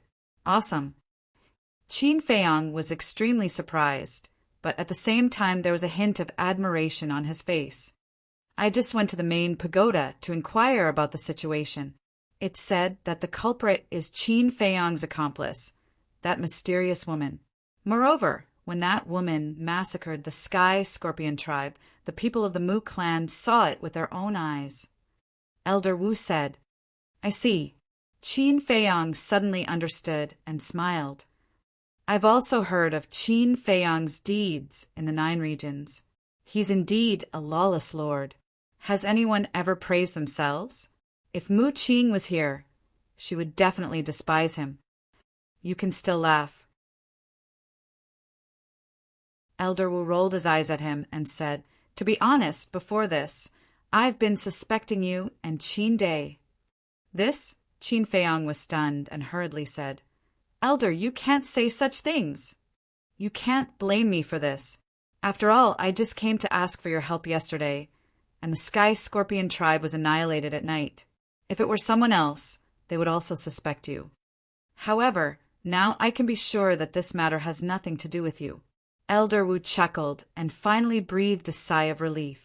Qin Feiyong smiled and said, "Elder is wise. Don't flatter me. Listen to my advice. No matter what relationship you have with Willow Divine Representative, you'd better be honest in the main pagoda in the future." Elder Wu said with a serious expression, "I will remember." Qin Feiyong nodded. Elder Wu smiled and said, "Then I'll take my leave first. Take care, I won't see you off." Qin Feiyong cupped his hands and said with a smile. Elder Wu turned around and opened the stone door. He then turned his head to look at Qin Feiyong and said, "You probably don't know about the martial arts treasury, right? Every new disciple has a chance to enter for free. You and Qin Day should take some time to go and take a look. If you are lucky, you might even find a perfect battle art." "Okay." Qin Feiyong nodded. Elder Wu smiled and then left with his hands behind his back. "I didn't expect that old man to be so suspicious." Qin Feiyong mumbled and waved his hand to close the stone door, then entered the ancient castle again. "That Elder Wu seems to care about you." Inside the ancient castle, Lu Hong looked up at Qin Feiyong with a charming smile on her face. "He's indeed a good person. However, I can also see that he's very loyal to the main pagoda. If he knew that I had something to do with all this, he definitely wouldn't have such an attitude. Let's not talk about this person. Anyway, he's just a passerby in my life. We won't have much interaction. But I really need to find time to take a look at the martial arts treasury." Qin Feiyong said with a smile. Lu Hong said with a smile, "Then I'll congratulate you in advance for finding a perfect battle art." "How can a perfect battle art be so easy to find? Even if I find it, it might not be suitable for me to cultivate." Qin Feiyong shook his head and smiled. He walked to the altar and calmed his heart to copy the kill formula.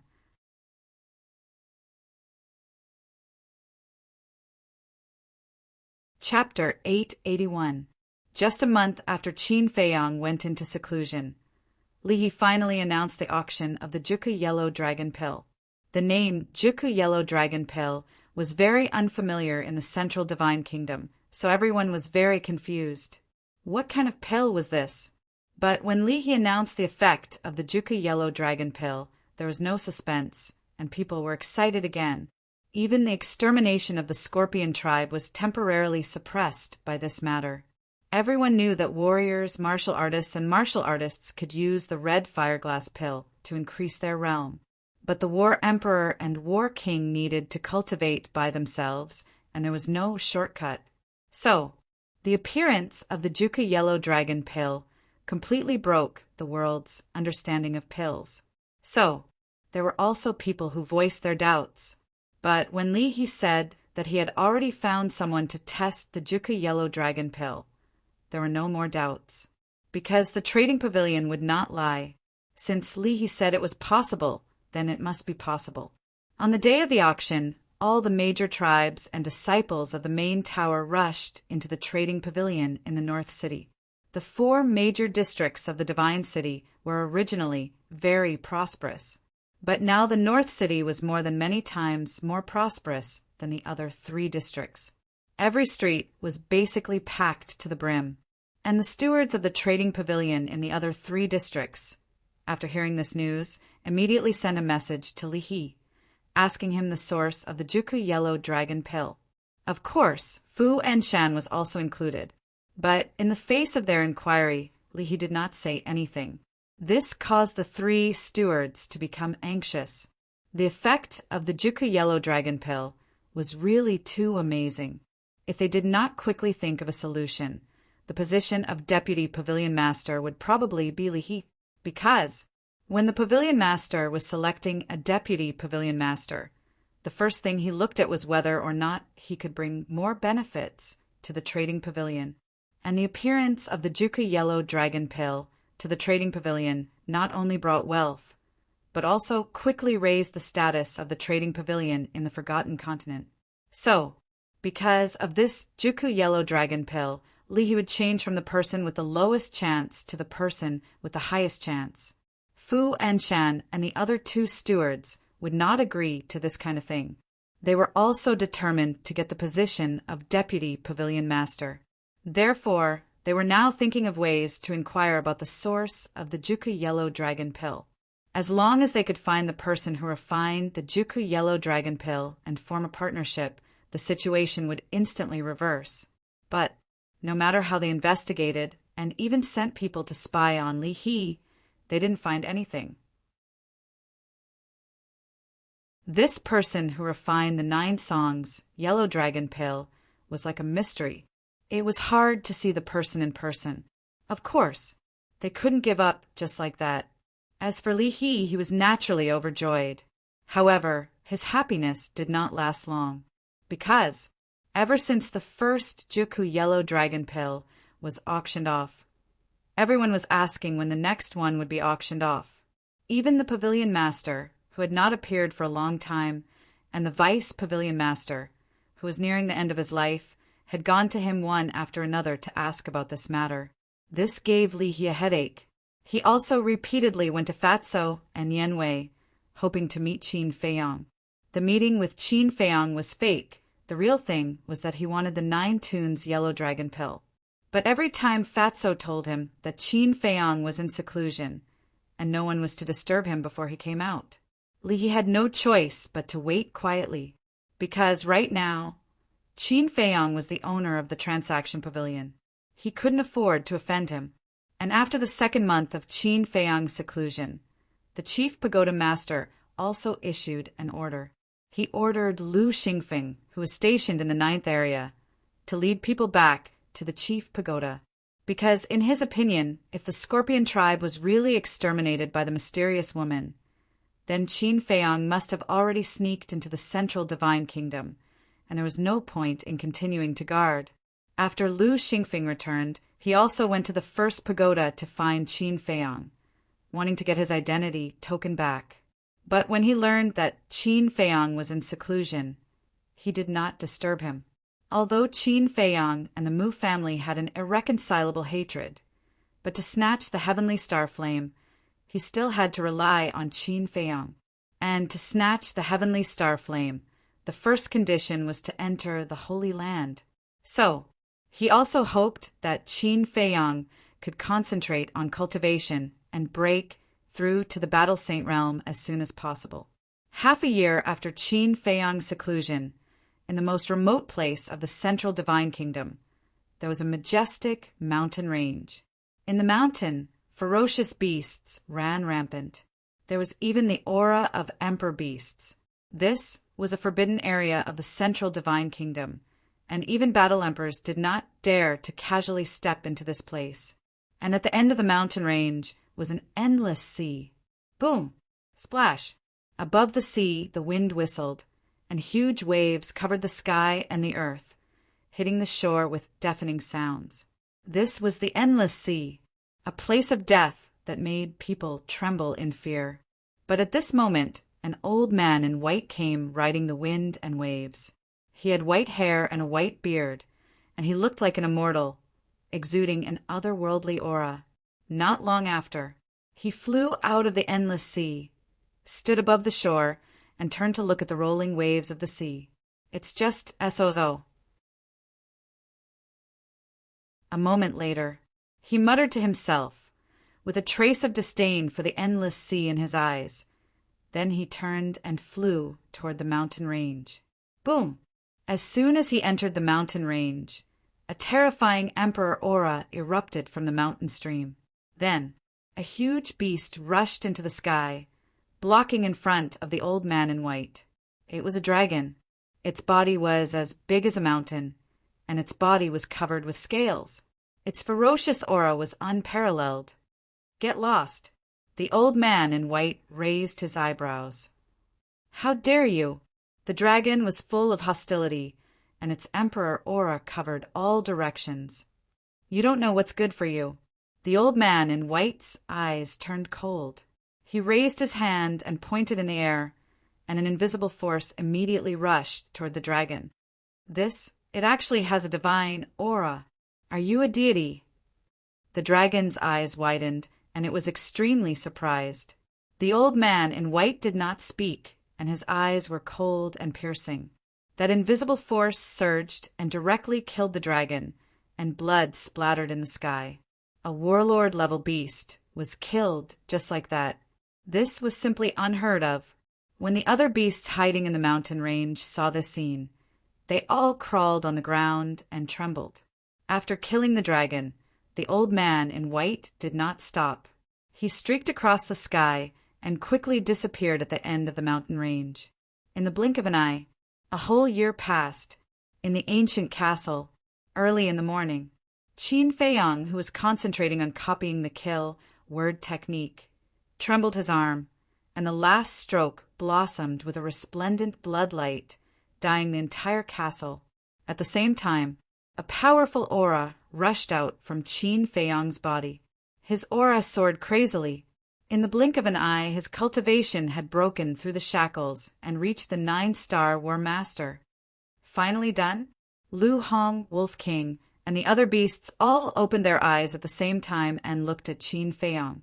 In this year's time, Qin Feiyang had only done 2 things: refining battle chi pills, copying the kill word technique. It could be said that this was the most hard-working Qin Feiyang had ever been, and also the longest time that Qin Feiyang had been in seclusion. The heavens did not disappoint those who were willing. He had finally grasped the kill word technique. Buzz, rumble. On the iron book, the word kill was like an iron hook and silver stroke, emitting a terrifying killing intent. Enveloped by this killing intent, Lu Hong and the others couldn't help but feel a chill run down their spines. They even felt that the word kill was like the incarnation of a death god. Whoosh! Suddenly, the word kill turned into a stream of light and entered between Qin Feiyang's eyebrows. Boom! Qin Feiyang's body trembled, and a shocking killing intent roared out from his body. At the same time, his long hair, skin, and eyes quickly turned blood red, filled with a ruthless and cold aura. But this was only secondary. The most important thing was that in the center of his eyebrows, a bloody word "kill" had appeared, as if it was condensed from blood. At this moment, he was like a demon god from hell, causing people to tremble in fear. Even Lu Hong, Wolf King, and the other beasts felt an uncontrollable fear in their hearts when they saw Qin Feiyang's current appearance. At the same time, Qin Feiyang was also carefully experiencing the feeling the kill word technique gave him. He felt it. This kill word technique was even more terrifying than what was recorded. For example, at this moment, that killing intent was actually corroding his mind, as if it wanted to control his body. Moreover, he had the urge to kill someone right now. He couldn't help but suspect that if he killed more people, would this kill word technique completely control his mind in the end? If it did, then the consequences would be unimaginable. Because if that was the case, he would become an emotionless killing machine. It seemed that this kill word technique could only be used as a trump card. Unless it was a critical moment, it could not be used. Who? After letting out a long breath, Qin Feiyang's mind stirred, and the word "kill" between his eyebrows disappeared. His appearance quickly returned to normal. The killing intent around his body also dissipated. Lu Hong, Wolf King, and the other beasts looked at each other and secretly heaved a sigh of relief.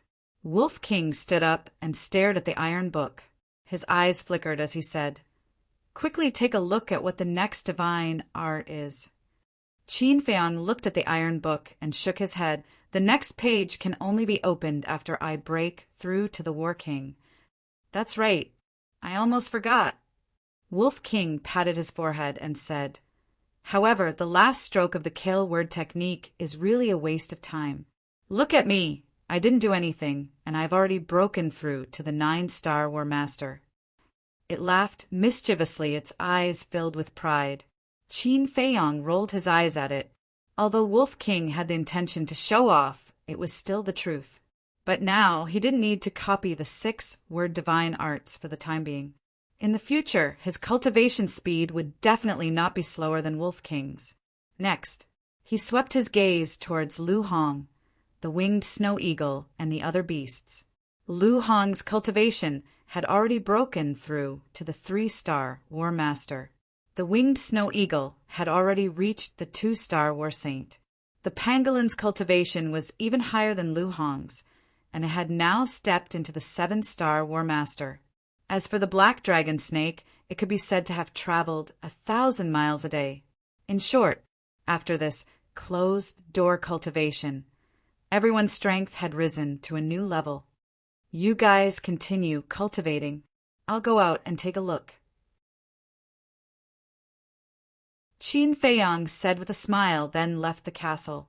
A year had passed, and there was already a little dust in the pill refining room. Qin Feiyang waved his hand, and the stone door opened. Following that, gusts of wind blew. Not long later, the huge alchemy room was spotless. Qin Feiyang was about to close the stone door, but at this moment, a black-clothed youth appeared outside the door. This person's body was slender, his eyebrows were like swords, and his body emitted an astonishing sharpness. It was Mo Feng.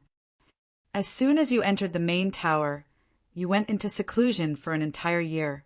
Junior brother Mu, you're really hard-working. Mo Feng sized up Qin Feiyang with a hint of astonishment in his eyes. With his eyesight, he could naturally tell that Qin Feiyang's aura was even stronger than before.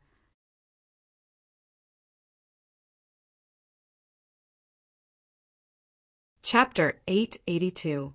There's nothing I can do about it.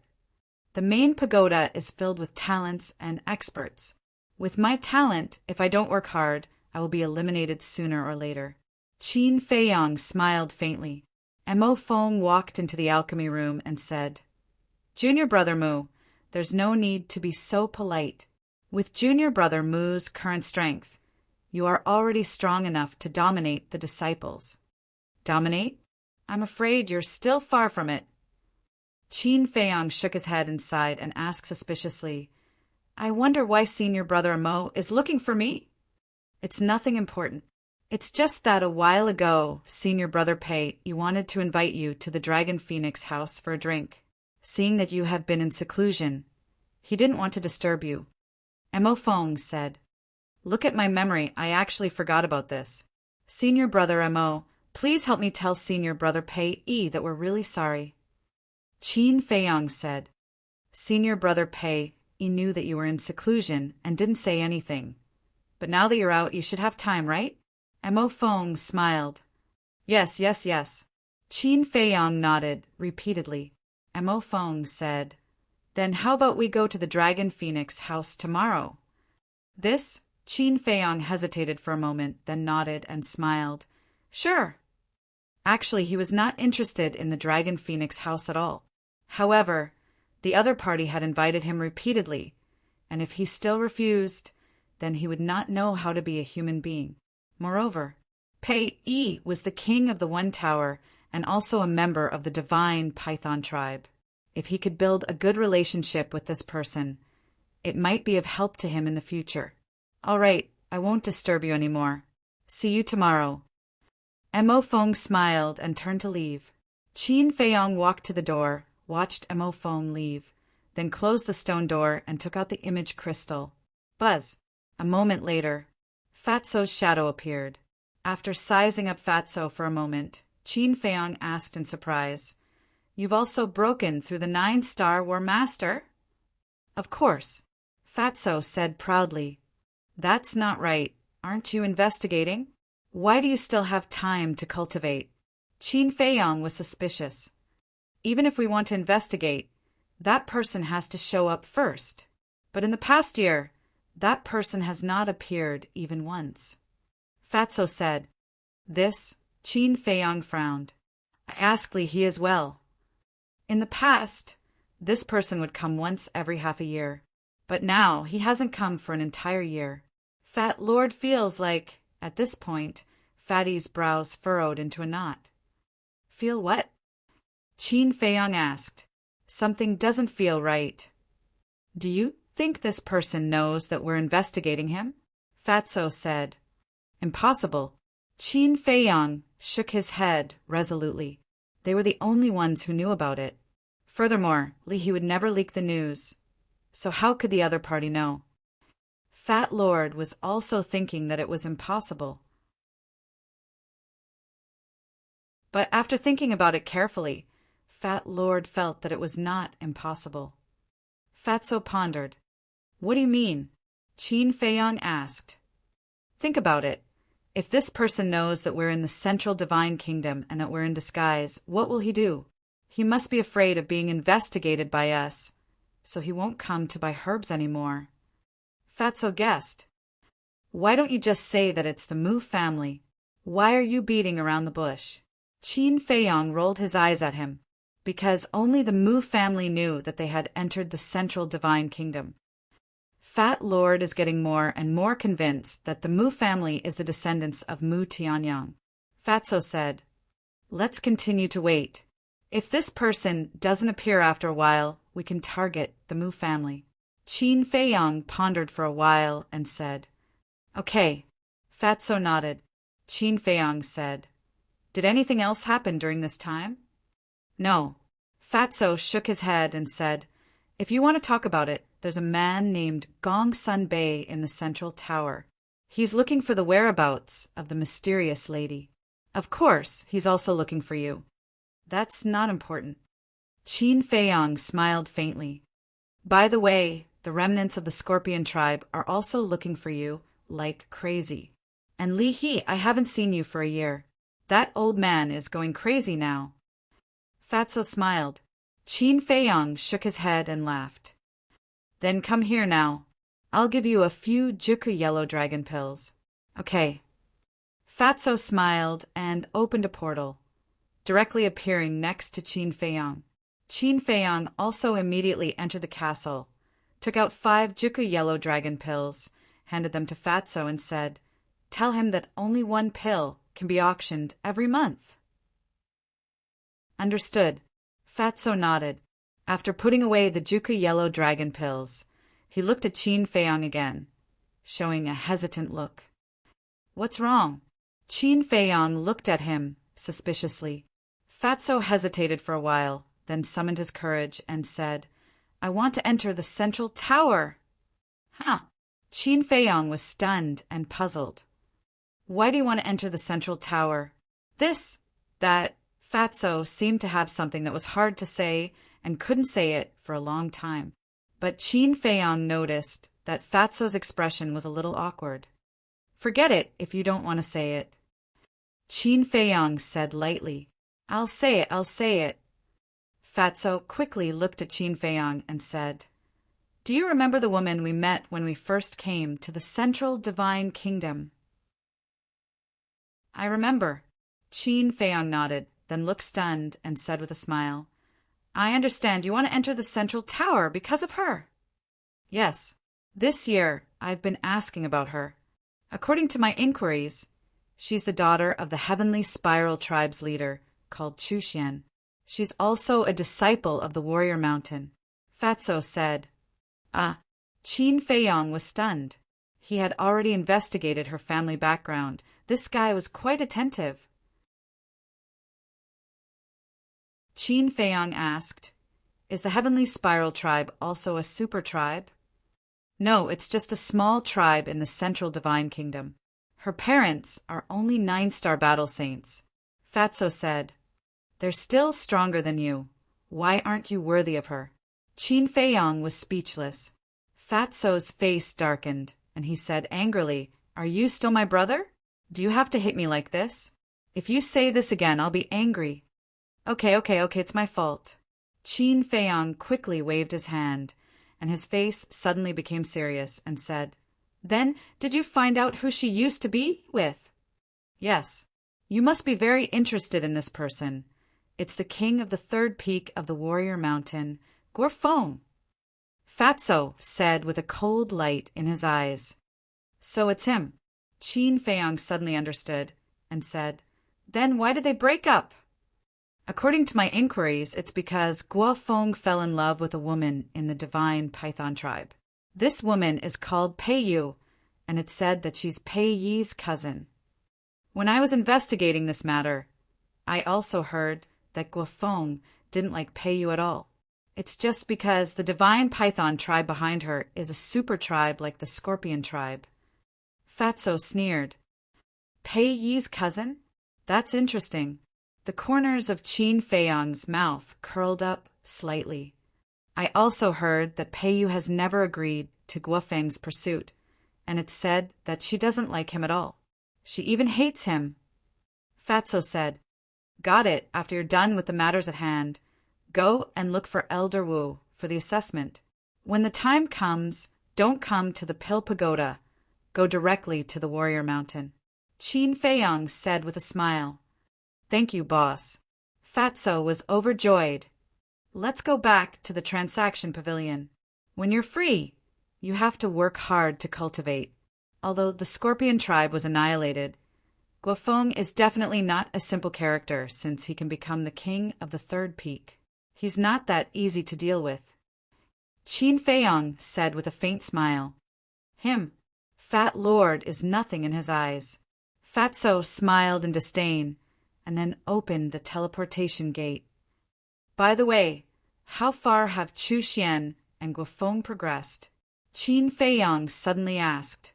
If they had already developed to the point of intimate contact, he would persuade Fatso to let go. Don't worry about that. She's not the kind of woman who would mess around. She's still chaste even now. Fatso chuckled. Qin Feiyang nodded and waved his hand. Go. After Fatso left, Qin Feiyang felt a headache coming on. Fatso's current talent was definitely top-notch. After all, he had opened the door of potential. In terms of that alone, he was more than enough to be a good match for Chu Xian. However, his physique was the only thing that no one dared to compliment. It seemed that Fatso would have to put in a lot of effort to win Chu Xian's heart. Of course, as a brother, he definitely wouldn't stand by and watch. But in the end, whether the two of them could be together or not would still depend on fate. North City, Transaction Pavilion. In the lounge, Leahy sat in front of the desk weakly, his old face full of worry. Swoosh! Suddenly, a beautiful white figure appeared out of thin air. It was Leahy's granddaughter, Lian. "Grandpa, you can't be like this. You're listless all day. If the pavilion master sees you, he'll definitely be angry." Lian walked to the desk and lowered her head to look at Leahy. Her white forehead wrinkled slightly. "Let me tell you, if I can't get the Juku Yellow Dragon pill, the pavilion master will really be angry," Leahy said weakly. Lian said helplessly, "You can't be anxious. I went to the first pagoda to inquire. This person is indeed in seclusion." "Seclusion, seclusion. He has been in seclusion for a year. Isn't that enough? This little bastard, it's too torturous." Leahy slammed his palm on the desk, blowing his beard and glaring at him. He was on the verge of exploding. Looking at the current Leahy, Lian's beautiful eyes flickered. She couldn't bear it and said, "Why don't I go find him?" "Don't. He's now the little ancestor of our transaction pavilion. We can't afford to offend him," Leahy said, his heart full of grievances. Although he wasn't some big shot, he was still a war king. How could he be so easily taken advantage of by a brat who had just arrived at the central divine kingdom? Where was the heavens? "My boss isn't as old as you say. He can't afford to be the ancestor of your transaction pavilion." At this moment, a teasing voice sounded from outside the door, and then Fatso pushed the door open and entered. "What do you mean? Back then you guys agreed to cooperate with my grandfather. Now that my grandfather wants a Juku Yellow Dragon pill, I have to beg him. Isn't it a bit too much?"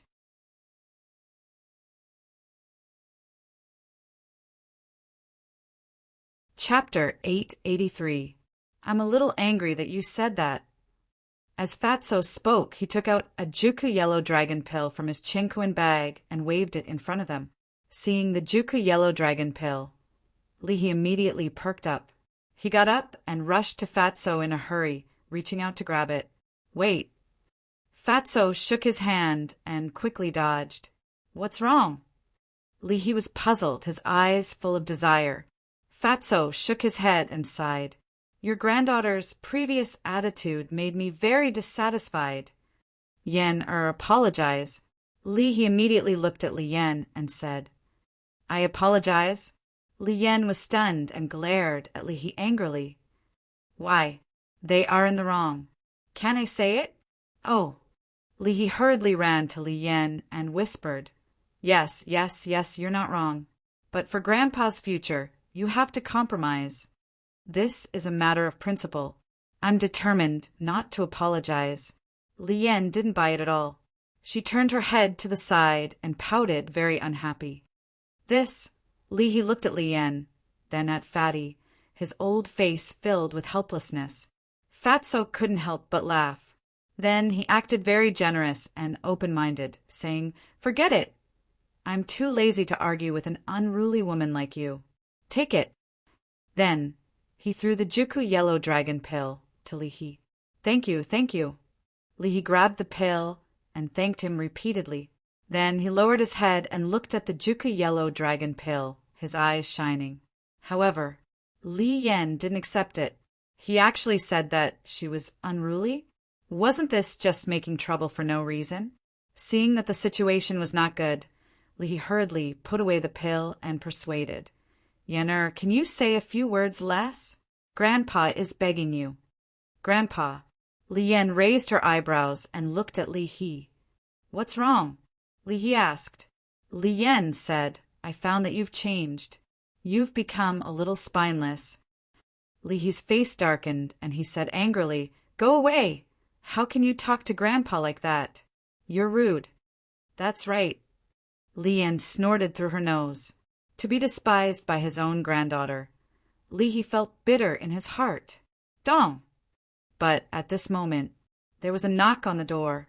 Leahy sorted out his emotions, put away the Juku Yellow Dragon pill, and returned to his seat, saying, "Come in." Lian and Fatso also stood behind Li He. Fatso came here to work, so he had to act like a professional in front of outsiders. The door was pushed open, and a black-clothed guard stood at the door and said respectfully, "Sir, Lord Fu Anshan requests an audience." Again, Li He frowned. In this 1 year, who knew how many times Fu Anshan had already come? Every time he came, it was for no other reason than to inquire about the source of the Juku yellow dragon pill. The guard asked, "Then will you see him or not?" "We all work in the transaction pavilion. We see each other all the time. How can I reject you? Let him in." Li He sighed as a wisp of helplessness appeared between his brows. "Yes." The guard turned around and left. "Don't say anything later. This Fu Anshan is very shrewd. If we're not careful, he might discover something." Li He turned to look at Fatty and Hay and whispered to them. The two of them nodded. "Brother Li, I haven't seen you for a few days. How have you been?" Not long after, Fu Anshan came. He stood at the door and looked at Li He with a smile, as if they were old friends who had met for many years. They were extremely affectionate. In his hand, he was carrying an exquisite gift box. "I'm very well." Li He got up and smiled, saying, "Come in and sit." Fu Anshan walked into the lounge, turned around, and closed the door. Then he walked in front of Li He and placed the gift box in his hand on the desk. "This is—" Li He glanced at the gift box, then raised his head and looked at Fu Anshan suspiciously. "He, this must be a gift for your grandfather." Fatso laughed secretly and sent a voice transmission to Li Yan. "This person's skin is so thick that it's indescribable. You'll get used to it," Li Yan replied, her tone full of disdain. "Brother, don't you like tea? That's why I specially went to prepare some top-grade tea leaves. I picked them myself, and I picked them out piece by piece. Brother, don't mind." Fu Anshan chuckled. "How can I accept this? It's too expensive. I can't accept it." Li He hurriedly waved his hand, looking flattered. In fact, he knew in his heart that Fu Anshan must have bought these tea leaves at the market. What picking them personally, what picking them out piece by piece, they were all hypocritical words. But no matter what, he still had to do it on the surface. This, Fu Anshan frowned and pretended to be angry. "Brother, if you don't accept it, you won't give me any face." But whether he was pretending to be angry or not, he didn't know. "All right, then I'll kindly accept it." Li He looked at the gift box and finally nodded. "Sir, wait a moment." But at this time, Fatso said, "What's wrong?" Li He turned his head and looked at him suspiciously. "I'll help you taste it first to see if it's poisonous." Fatso said respectfully, walked to the desk, and directly opened the gift box. Seeing this, both Li He and Li Yan were astonished. Then the grandfather and grandson's faces couldn't help but twitch. Not only did he suspect others, he even directly checked the goods in front of others. How could Fu Anshan endure this? The grandfather and grandson glanced at Fu Anshan. Sure enough, at this moment, Fu Anshan's face was extremely gloomy, and the way he looked at Fatso was as if he wanted to pull out his tendons and skin him. Fatso turned a blind eye to it, took out a piece of tea, put it in his mouth, and chewed. A moment later, he spat out the tea and nodded. "This tea is indeed good." Then he looked at Li He and bowed. "Sir, it's not poisonous. You can rest assured and accept it." Li He couldn't help but want to laugh, but he didn't dare to. He held it in and nodded. But Fu Anshan was about to explode. He stared fixedly at the fatty and said, "If this old man remembers correctly, you are the person who was following Qin Day and his companion a year ago, right?" "That's right." Fatso nodded. Fu Anshan said in a deep voice, "Then why are you here now?" "My talent is not good enough, and the people of the main tower don't like me, so I can only find a job to make a living." "What? Do you have a problem with that?" Fatso teased. Fu Anshan clenched his fists, and his joints made a cracking sound. Seeing this, Li He knew that something was wrong and hurriedly scolded Fatso. Who gave you the guts to speak to Steward Fu like that? Apologize to Steward Fu, or pack up your things and get out of here. Fatso shrunk his neck and hurriedly bowed. It's this little one who doesn't understand etiquette. Please be magnanimous and don't bother with this little one. Humph. Fu Anshan snorted and looked at Li He. Old Li, let's not beat around the bush. I don't have any other purpose. I just want to know who refined the Juku yellow dragon pill. When I worked with that person, I agreed in advance that I couldn't reveal his identity to anyone. Even when the pavilion master and deputy pavilion master came to ask me, I didn't say anything. So, I can only apologize to you, Li He said. Fu Anshan raised his eyebrows, and the anger in his heart almost exploded. But he endured it and said, Then when are you going to auction the second Juku yellow dragon pill? This, Li He hesitated. He wanted to tell Fu Anshan that he hadn't thought about it yet. But before he could speak, Fu Anshan said, Don't tell me you haven't gotten the second Juku yellow dragon pill from him? You can't be this efficient. Li He narrowed his eyes and said, What are you trying to say? With the Juku yellow dragon pill, the next deputy pavilion master will definitely be you. However, if you don't accumulate enough points, you might become the same as before. Fu Anshan said indifferently.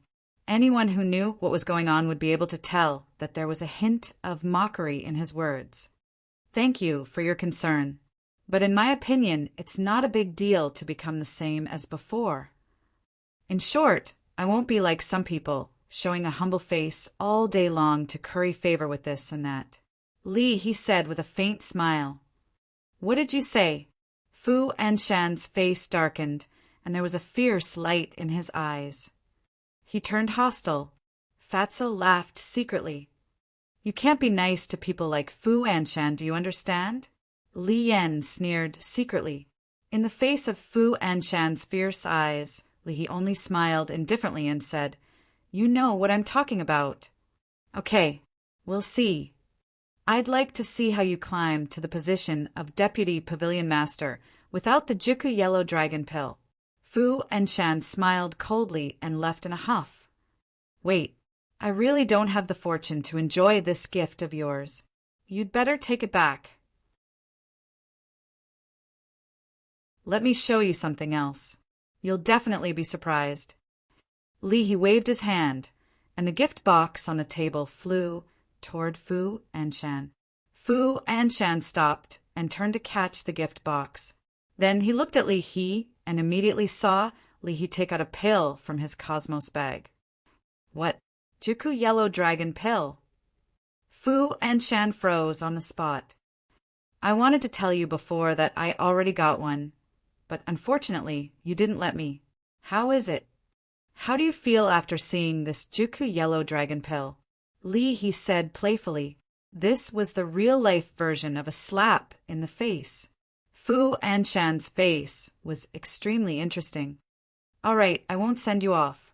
If you have time in the future, don't come here, because it won't help you in any way.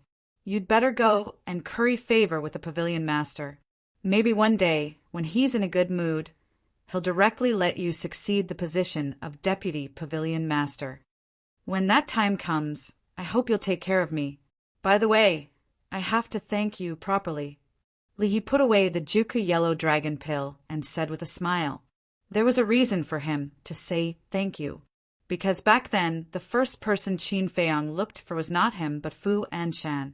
If Fu Anshan's attitude was better at that time and he was not so arrogant, then the person who was cooperating with Qin Feiyong now would definitely be Fu Anshan, and naturally, Li would have nothing to do with it. Therefore, Li was extremely grateful to Fu Anshan. But Fu Anshan did not know this. He only thought that Li was mocking him. You're good. After saying this, he grabbed the gift box and turned to leave angrily. Of course.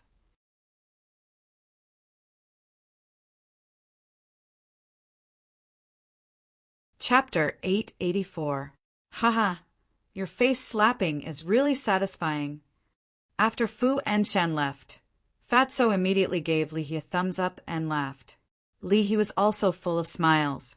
If it was in the past, even if he knew that the other party did not come with good intentions, he would not fall out with them like today. But now he had the confidence and was not afraid. Suddenly, Li He frowned and said, "Say, when Fu and Shan sees you working here, will he think that it was you who gave me the 9-chew yellow dragon pill?" Would he be so smart? Fatso looked down on him. "That's true." Li Yan nodded. "You guys, don't underestimate him. Although he is a little arrogant, to be able to become the manager of the North City Trading Pavilion, it is enough to show that he is not a stupid person." Li He shook his head and smiled, but there was still a trace of worry between his brows. "Don't worry. He looks down on us so much, he won't suspect us at all," Fatso said confidently. "That makes sense." Li He nodded, feeling much more relieved. Li Yan looked at Li He, then at Fatso, her eyes flickering. "Why are you looking at me like that?" When Fatso noticed Li Yan's abnormality, he immediately became vigilant. Li Yan did not say anything. Fatso swallowed his saliva and said, "Don't tell me you've taken a fancy to me. Let me tell you, I'm already a man with a famous flower. Don't be greedy for my beauty." Scram! Li Yan's face darkened on the spot. She had never seen such a narcissistic person. She asked, "Has your boss come out of seclusion?" "Do you still need to ask? If he hasn't come out of seclusion, where am I going to find the 9-chew yellow dragon pill?" Fatso looked at him as if he was looking at an idiot. Li Yan raised her eyebrows and said angrily, "Can't you have a better attitude when you speak?" "Is there a problem with my attitude?" Fatso looked at her seriously. "I don't want to talk nonsense with you. I'm going to find your boss." Li Yan snorted, turned around, and opened a teleportation gate. Ugh! Fatso was stunned. He chuckled and said, "So you've taken a fancy to my boss. Let me tell you, my boss is also taken, and there are more than one. So you don't have to waste your time." Then he added, "Besides, with your looks, my boss wouldn't even fancy you." "You!" Li Yan stared at him angrily, her eyes spitting fire. Why was this bastard's mouth so cheap? It was simply infuriating. Meanwhile, Li He shook his head helplessly as he looked at the two of them. Back to Qin Feiyang. After Fatso left with the Juka yellow dragon pill, he also left the alchemy room. "Senior brother, how do I get to the martial arts treasury?" After walking out of the first pagoda, he grabbed a young man and asked with a smile, "It's you."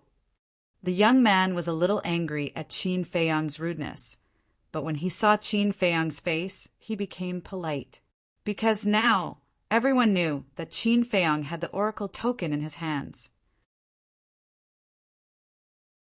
He also truthfully told Qin Feiyang the location of the martial arts treasury.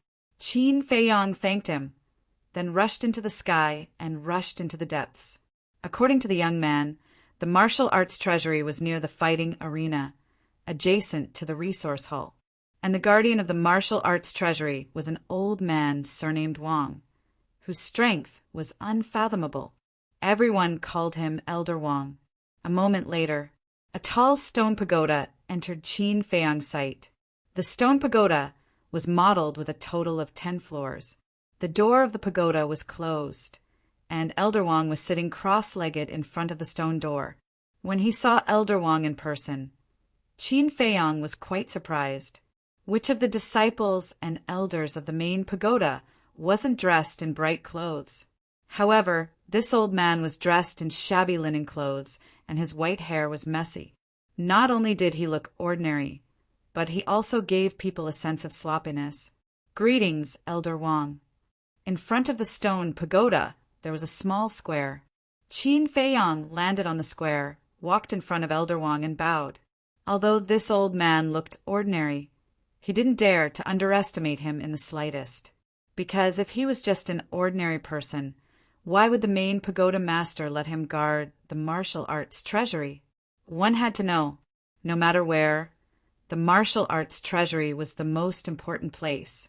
Elder Wang slowly opened his eyes, looked at Qin Feiyang a few times, and stretched out his hand. "Give me the identity token!" His tone was very calm, and his attitude was also very cold. Qin Feiyang took out the identity token and handed it to Elder Wang with both hands. Elder Wang looked at it, then returned it to Qin Feiyang and said, "You only have half an hour." Qin Feiyang nodded. Elder Wang waved his hand, and the stone door behind him slowly opened. Qin Feiyang glanced at Elder Wang, then strode into the stone pagoda. Boom! The stone door also closed. Qin Feiyang turned his head to look at the stone door, then turned back to look the front. In front of him was a completely sealed stone room, about a few feet in size. The four walls were neatly lined with black shelves. These shelves were not made of iron, but of stone, exuding an ancient aura. On the stone shelves there were gray stone boxes, many of which were covered with a layer of dust.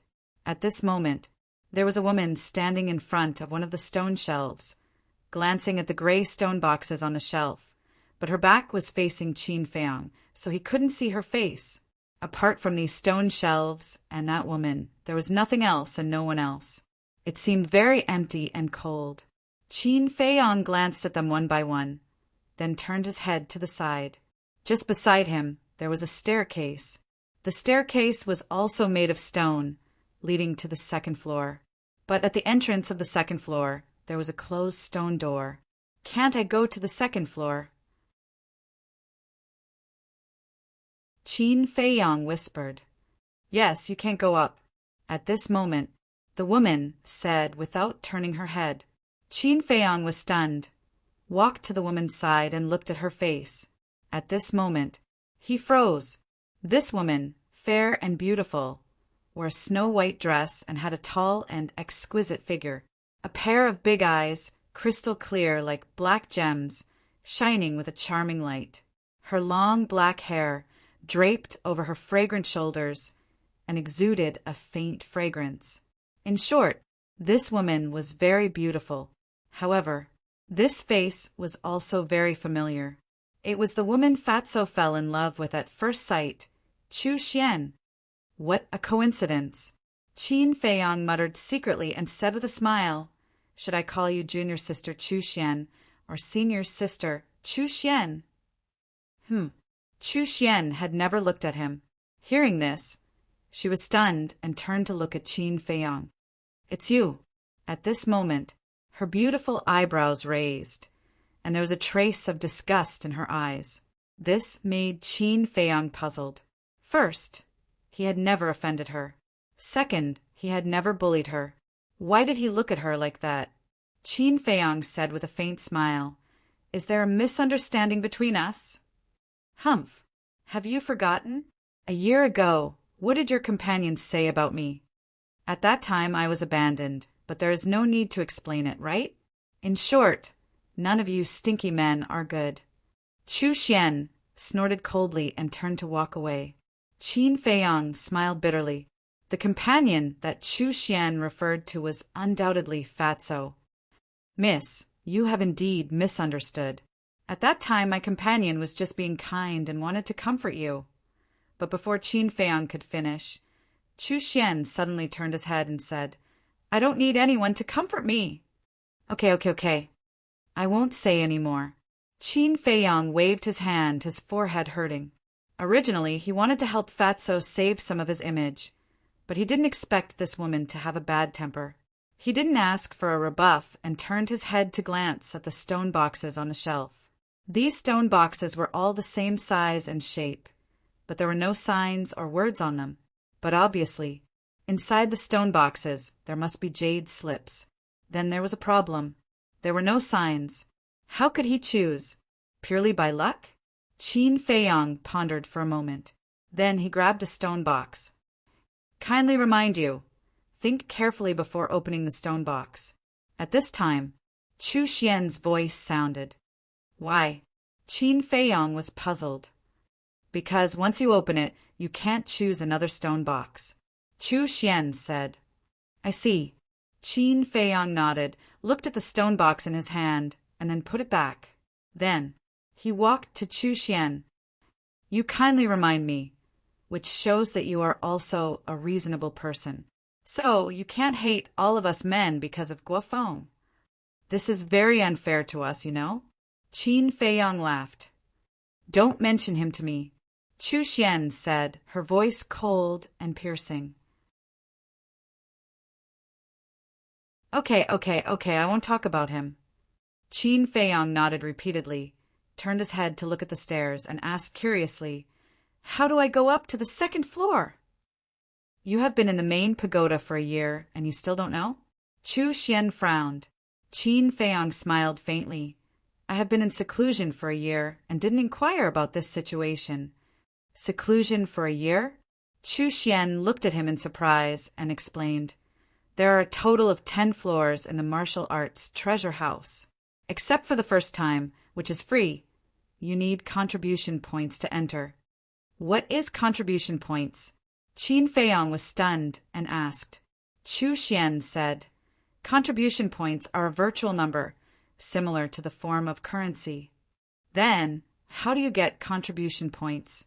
Qin Feiyang asked. Go outside and capture beasts alive. Beasts of different cultivation levels can get corresponding contribution points. Chu Xian said, There is such a thing? Qin Feiyang was stunned and asked again, Why do you have to capture them alive? Can't they be dead? What's the difference? Of course there is a difference. Capturing them alive can prove that you captured them with your own ability. And those who died may be killed by you, but others may also help you kill them. Most of the disciples in our main pagoda are people with family backgrounds, so the higher-ups have to guard against this. The reason why you need contribution points to enter the martial arts treasure house is that the higher-ups use an alternative method to stimulate the fighting spirit of us disciples, as well as to cultivate our actual combat experience and combat awareness. Meng Xian explained. I see. Qin Feiyang suddenly understood. Indeed.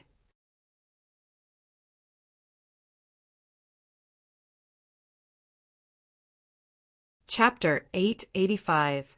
Because without actual combat experience, there is no chance of winning against people of the same level.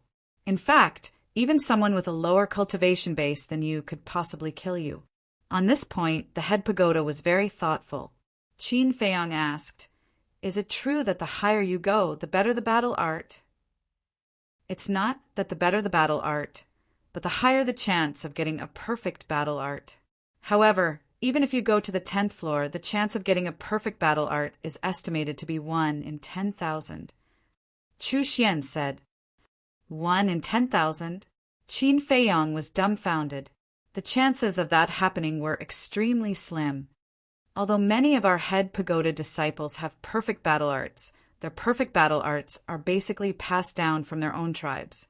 It can be said that people who can get a perfect battle art in this martial arts treasure house are very rare.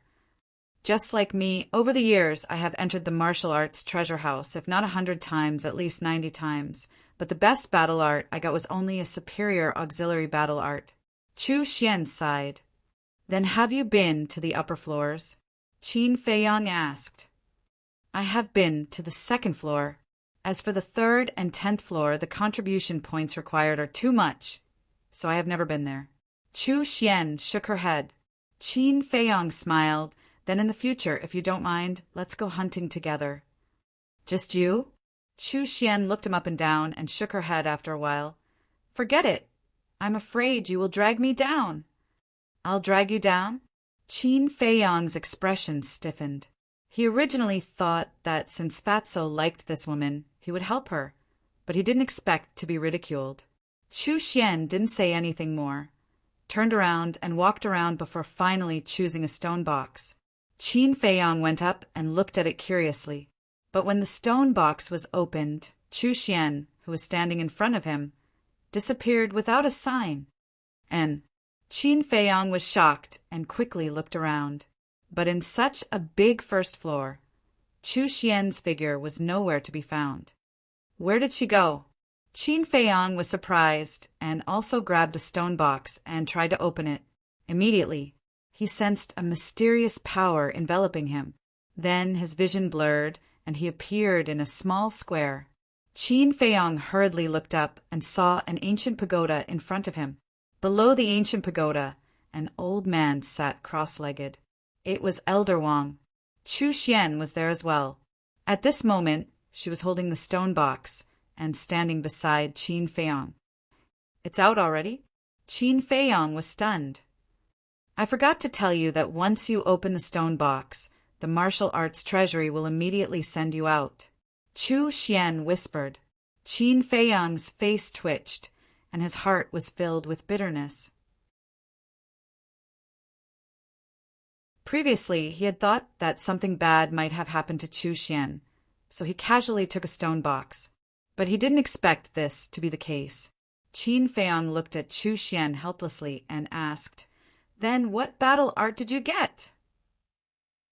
"Low-grade battle art," Chu Xian said disappointedly, and walked to Elder Wang. She took out her identity token and handed it to Elder Wang together with the jade slip and the stone box. "What's going on?" Qin Feiyong was stunned. Although it was a low-grade battle art and was useless, it could be given away or sold. Why did she give it back to the martial arts treasury? After Elder Wang put away the jade slip and the stone box, he waved his hand again, and a stream of light entered Chu Xian's identity token. Then he returned the identity token to Chu Xian. Chu Xian took the identity token and didn't stop. She turned around and walked to Qin Feiyong's side. Looking at Qin Feiyong's suspicious face, she explained, "The main pagoda has another rule.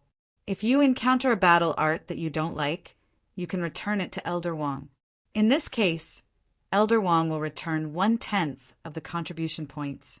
For example, I used 100 contribution points to enter the first floor. If I return the jade slip to Elder Wang, I will return 10 contribution points." "I see." Qin Feiyong nodded in realization. This kind of rule was quite humane. At least he wouldn't lose money. "Good luck," Chu Xian said coldly. She then turned into a beam of light and flew towards the Warrior Mountain Range. This woman is cold on the outside but warm on the inside. Qin Feiyong looked at Chu Xian's back with a faint smile on his face. Although they had been together for less than an hour, he knew a little about Chu Xian's character. She wasn't as bad as he first thought. Then he retracted his gaze and opened the stone box.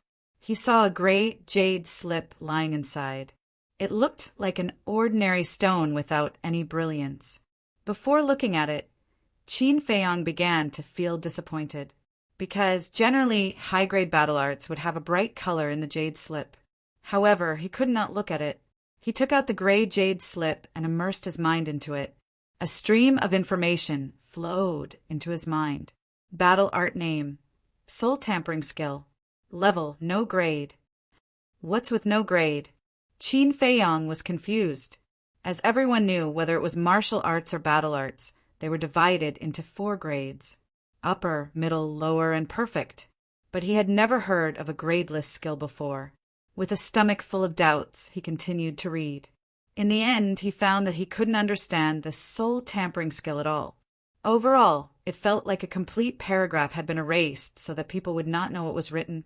It was the first time he encountered such a situation. He took the jade slip and walked to Elder Wang. He cupped his hands and said, "I have doubts in my heart.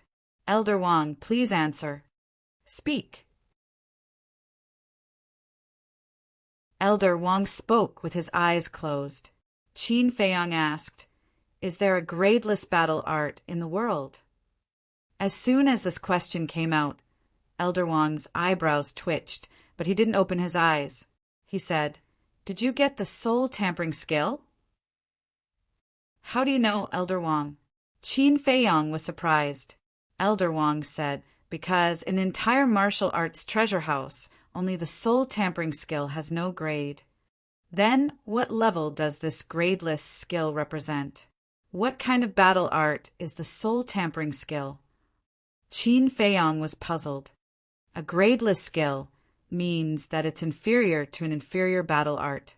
As for what battle art it is, you'll have to comprehend it yourself.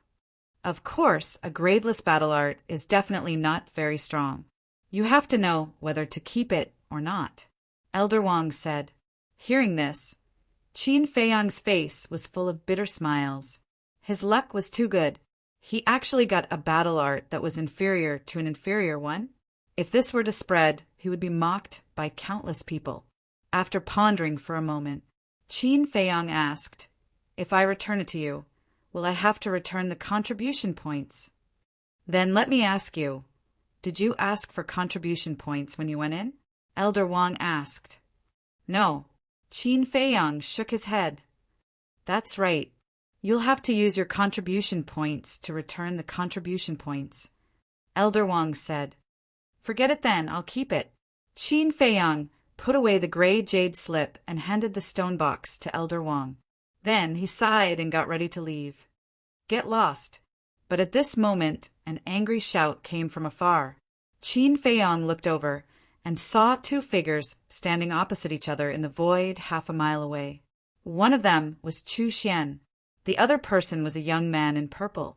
He was quite handsome, but very unfamiliar. The two of them seemed to be arguing about something. Qin Feiyang observed for a while. Seeing that the two of them had not stopped arguing, he turned into a stream of light and flew over. At the same time, Elder Wang opened his eyes and looked at Qin Feiyang's back. 2 rays of light burst out of his eyes. Then, he took out the image crystal and poured his battle qi into it. Soon, a middle-aged man's shadow appeared. It was the chief pagoda master. Another little guy has obtained the soul refining technique, Elder Wang said, but he did not get up, nor did he bow to the chief pagoda master. The chief pagoda master was stunned and hurriedly asked, "Who?" Elder Wang said, "It's the young man who has a good relationship with Lu Xingfeng. His name is a bit strange, called Ancestor Mu. Did he take it?" The chief pagoda master asked.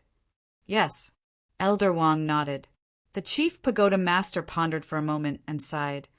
I only hope that he won't be like those people in the past and not know how to cherish it. Not necessarily. After so many years, there have been many people who have obtained the soul refining technique. Among them, there is no lack of talented geniuses, but none of them have been able to comprehend the true meaning of the soul refining technique.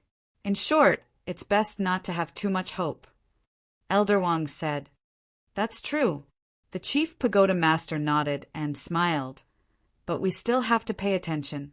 What if he comprehends it? Slim, Elder Wang said casually, then turned off the image crystal and closed his eyes. The place fell into dead silence again. Chu Xian, I was really wrong. Can you forgive me? I swear. I will treat you well in the future and never let you down again. Swear. Guofeng, do you think I'm a 3-year-old child? So easy to fool? Let me tell you, I don't want to have anything to do with you now because you don't have the qualifications. Get lost immediately as far as you can. And then there was Qin Feiyang. As the distance gradually shortened, he finally heard the content of the dispute between Chu Xian and the purple-clothed youth. It turned out that the purple-clothed youth was Guofeng. But wasn't Guofeng pursuing Pei Yi's cousin now? Why was he pestering Chu Xian? Qin Feiyang frowned, thought carefully, and soon understood what was going on. Swoosh! The corners of his mouth lifted slightly, and he sped up and landed beside Chu Xian. Seeing his arrival, Chu Xian and Guofeng also stopped arguing. Chu Xian looked at Qin Feiyang, raised her beautiful eyebrows, and did not say anything. However, Guofeng's face darkened, and he said, I know who you are, and I also know that you are related to Divine Emissary Lu, but you'd better stay out of our business. Sorry, this person has nothing wrong with him, except for one bad habit. I can't stand seeing others bully women, especially such a beautiful woman. Qin Feiyang grinned. So you're here to find trouble? Guofeng said, his eyes flashing with a shocking cold light. Find trouble? There's no need for that. I'm just curious, haven't you already abandoned Chu Xian to pursue Peiyu? Why are you now back to beg for Chu Xian's forgiveness? Qin Feiyang chuckled. His face was also filled with ridicule.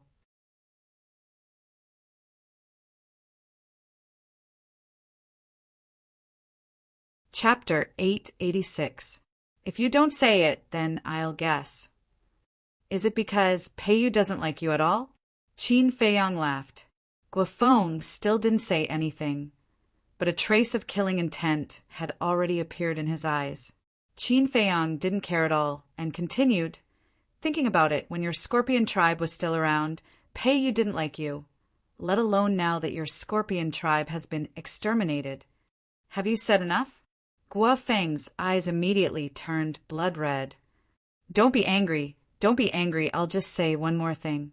As a person, you have to have some conscience. Since you've already abandoned Chu Xian, then don't harass her anymore. Qin Feiyang said. Harass? With my status, it's her fortune to take a fancy to her.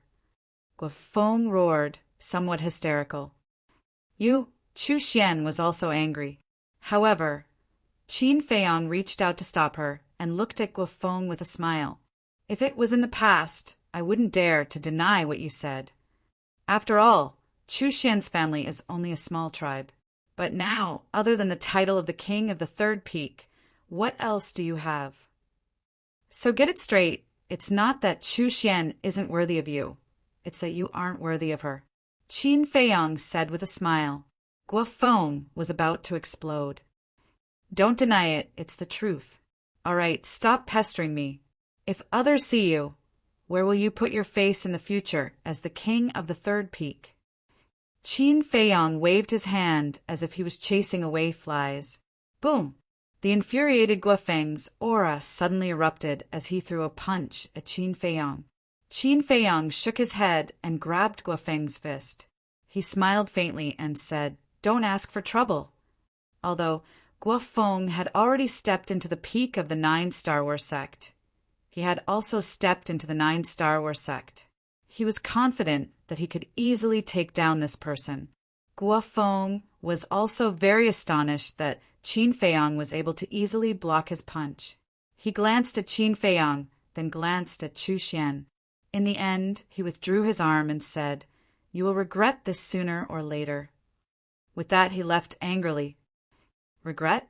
The corners of Qin Feiyang's mouth curled into a meaningful arc. Who? In the meantime, Chu Xian also heaved a sigh of relief. She turned to Qin Feiyang and said, Thank you. It's a piece of cake. Qin Feiyang glanced at her, turned around, and waved his hand with a smile. Then he walked away, back to Tower 1. Qin Feiyang happened to meet Mu Qing, but Mu Qing didn't say a word to him. She didn't even look at him. She just brushed past him. Obviously, Mu Qing was still brooding over what happened a year ago. Qin Feiyang naturally wouldn't use his hot face to stick to Mu Qing's cold butt. He directly returned to the alchemy room and was about to continue cultivating. But at this time, Mo Feng came looking for him again. And this time, Mo Feng's intention was to ask him to go to the trading pavilion with him.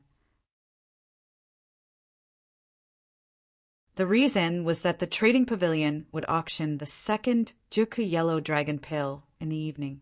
Qin Feiyang was definitely not interested in this, because the Juku Yellow Dragon pill was originally refined by him.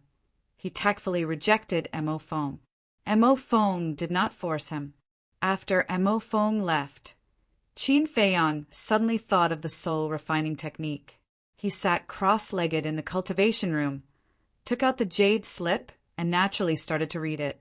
He had been struggling with a question. Was there a gradeless battle art in the world? As the son of the emperor of the Great Qin Empire, he had some understanding of battle arts, but he had never heard of such a thing. No. Suddenly, a trace of bewilderment crawled up his eyes, because he thought of a suspicious point. He remembered. At that time, he asked Elder Wang what kind of battle art this soul refining technique was, and Elder Wang's answer was to let him comprehend it himself. And this answer, at first glance, there was nothing wrong with it, but thinking about it carefully, there was a big problem. Because if this soul refining technique was really a battle art that was worse than a low-grade battle art, then Elder Wong would not let him comprehend it at all, because it was a waste of time. So he was thinking, could this be Elder Wong hinting at something? Qin Feiyang sat alone in the cultivation room, thinking for a long time. In the end, he still decided to properly comprehend this soul refining technique. Although his guess might not be true, at least he had to figure out what kind of battle art this was. So, he closed his eyes, sank his mind into the jade slip, and calmed his heart to comprehend. At the same time, the East City district was once again flooded by the crowd. Especially near the trading pavilion, it was simply too crowded. Now, to enter the trading pavilion, even the people from the major tribes had to queue up. Li was in the lounge, watching the scene through the window, and he was also grinning from ear to ear. "Grandfather, you must be overjoyed." Suddenly, Lian appeared out of thin air, hugging Li's arm and giggling. "Of course." Li laughed and then asked, "Have you seen that kid?" "No. I knocked on the door for a long time, but he didn't even respond." Lian pouted, very dissatisfied. She didn't pick the right time. When she went, Qin Feiyang happened to go to the martial arts treasure house. Naturally, no one would respond to her. "Silly girl, to deal with this kid, you have to be patient. But you have good taste since you can take a fancy to him. Because this person's future achievements will definitely be limitless." He rubbed Lian's head and smiled. "Take a fancy to him?" Lian was stunned. "If you don't take a fancy to him, why did you go to him?" Don't be shy in front of grandfather," Li said. Lian wanted to cry, but had no tears. Actually, the reason why she went to look for Qin Feiyang was purely to fight for justice for Li, because Li waited for a full year for a Juku yellow dragon pill. But she didn't expect Li's imagination to be so rich. In the evening, the auction finally began, hosted by Li personally. The entire auction house was filled with the sound of bidding, and it lasted for half an hour before it ended. And the final winner was still someone Qin Feiyang knew, Pei Yi. Time flew by. The next morning, Qin Feiyang, who had been comprehending the soul refining technique, suddenly opened his eyes, his face full of surprise. After a day and night of comprehension, he didn't manage to comprehend anything. It could even be said that he gained nothing. But because of this, he couldn't help but begin to suspect that this soul refining technique might not be as simple as Elder Wong said. Because in the past, even if it was a perfect battle art, he could thoroughly comprehend it overnight. But the soul refining technique was profound and difficult to understand. This meant that it might be a very amazing battle art. However, he didn't continue to comprehend it, because he had already told Mo Feng that he would go to the Longfeng house today.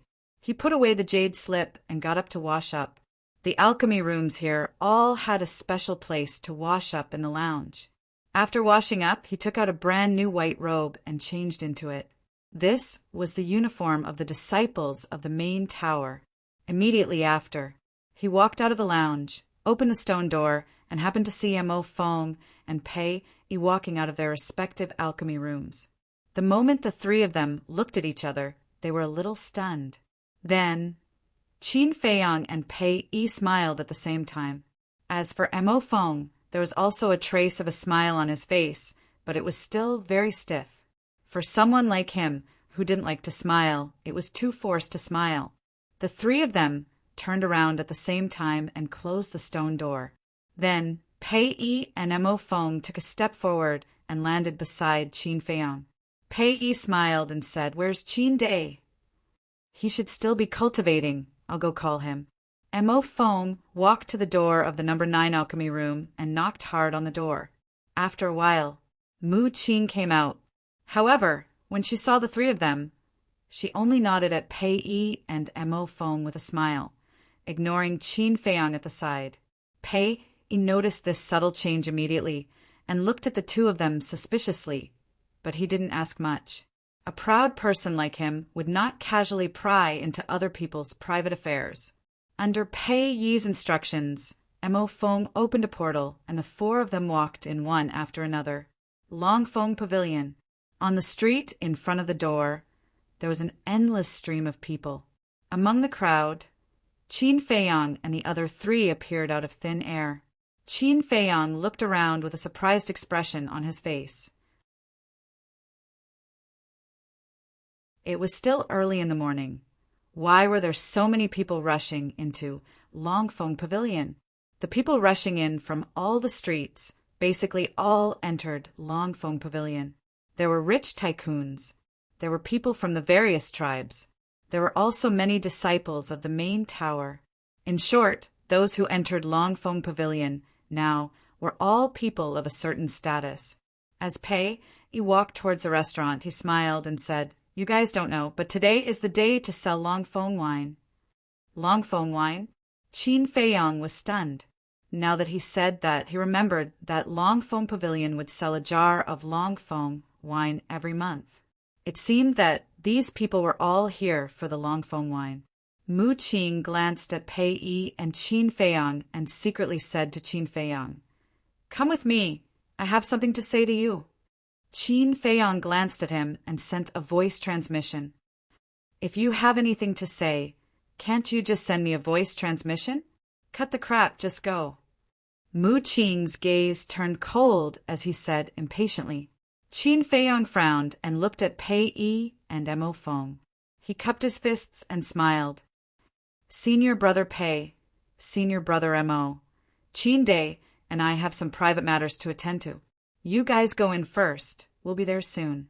"Okay." "I've already booked the room yesterday. It's in room 3 on the 10th floor. You guys can come up when you're done." Pei Yi stopped and looked at the two of them with a smile. "Okay." Qin Feiyang nodded and then blended into the crowd with Mu Qing. Soon, they disappeared from their sight. "What is it that you have to hide from us?" Mo Feng asked with a frown. "Everyone has secrets that they don't want others to know. Why bother so much? Let's go." Pei Yi smiled faintly and led Mo Feng into Longfeng Pavilion. Qin Feiyang and Mu Qing walked down the street. After a while, Mu Qing saw a deserted alley and walked in. "What are you trying to say?" Qin Feiyang frowned. Mu Qing did not answer and kept walking until there was no one around. She then stopped and stretched out her hand. "Give me my second grandpa's identity token. Just for this." Qin Feiyang was stunned. He took out the pure gold token and threw it to Mu Qing.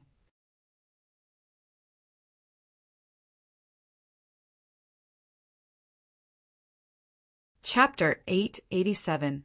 What's the matter? Tell me. Seeing that Mu Qing was serious, Qin Feiyang couldn't help but become serious.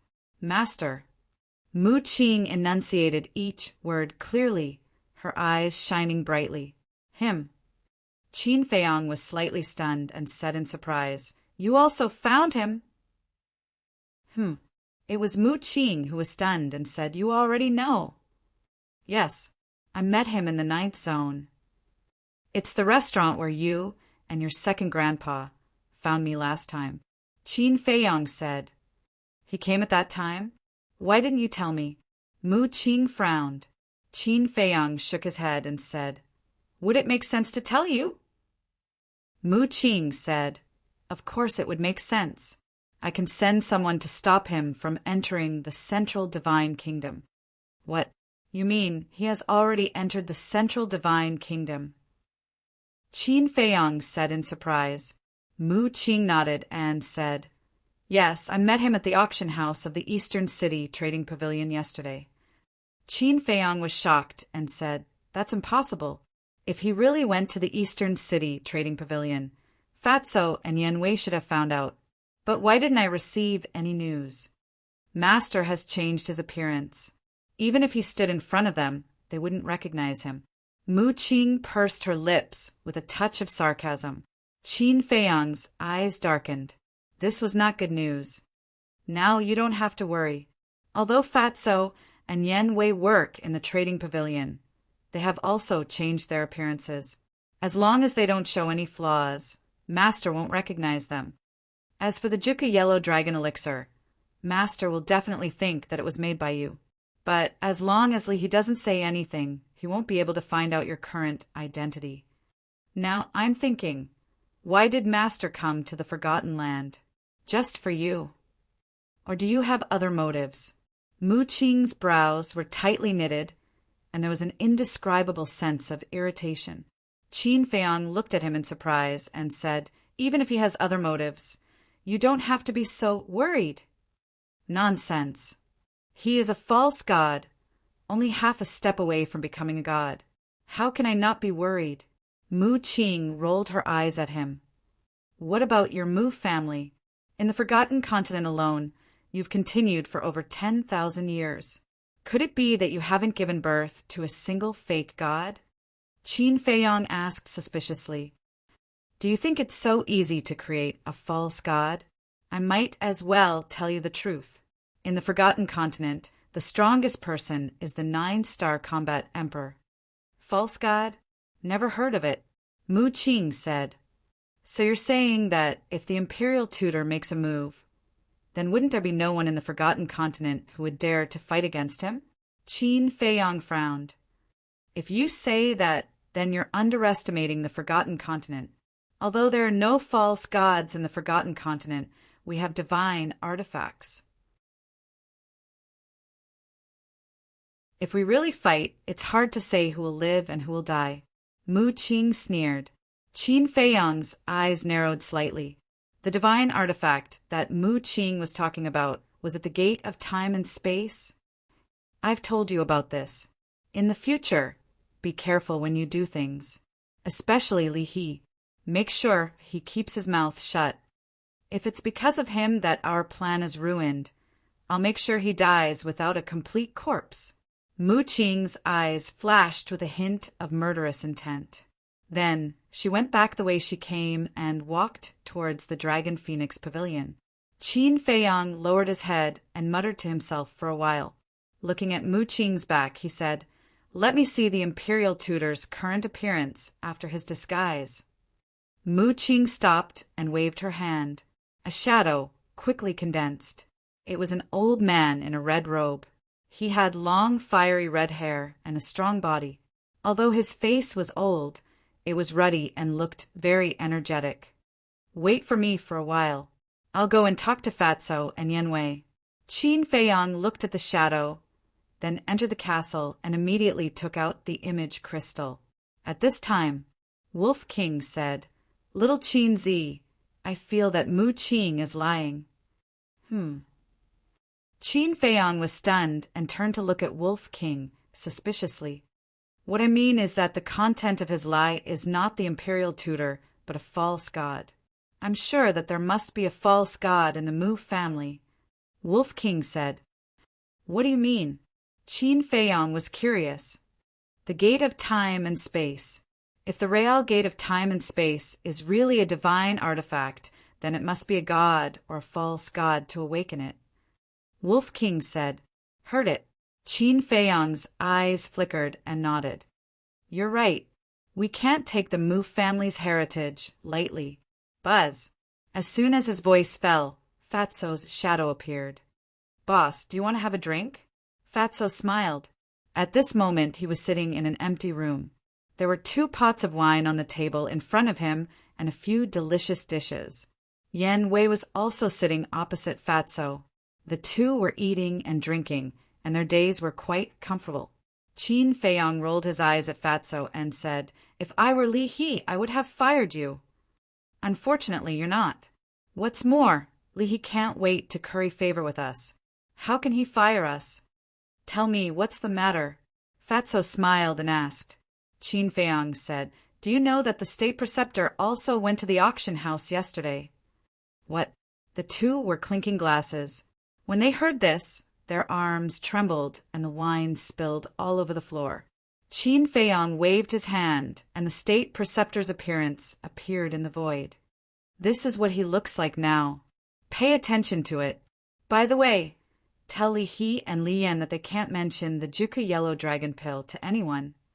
Also tell them to be careful. I'm worried that the state preceptor may use extreme means to force them to reveal my identity. Qin Feiyang said in a deep voice. Understood. The two looked at the state preceptor's shadow and nodded heavily. Their faces were also extremely heavy. They didn't expect the state preceptor to enter the central divine kingdom so quickly. For a moment, they didn't even have the mood to drink. Be careful.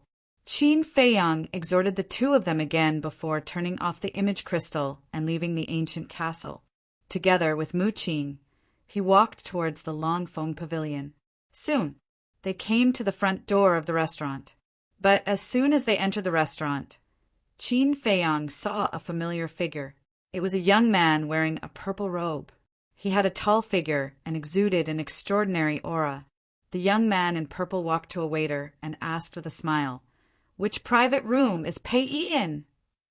The waiter looked up at the young man in purple and said with a smile, "Oh, it's young Master Gua. Young Master Pei is in private room number 3 on the 10th floor. I'm a little busy now, so you can only go up by yourself. Please forgive me for not serving you well." "It's okay." The young man in purple waved his hand and walked upstairs.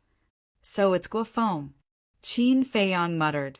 Although the Dragon Phoenix house was very noisy at the moment, he still heard Guofeng's voice clearly. Looking at Guofeng's back, the corners of his mouth gradually curled into a mocking smile. In the past, no matter how busy he was, this waiter would definitely bring Guofeng up personally.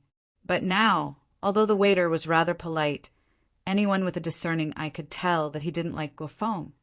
"Oh, young Master Mu. Young Master Qin. What a rare guest!"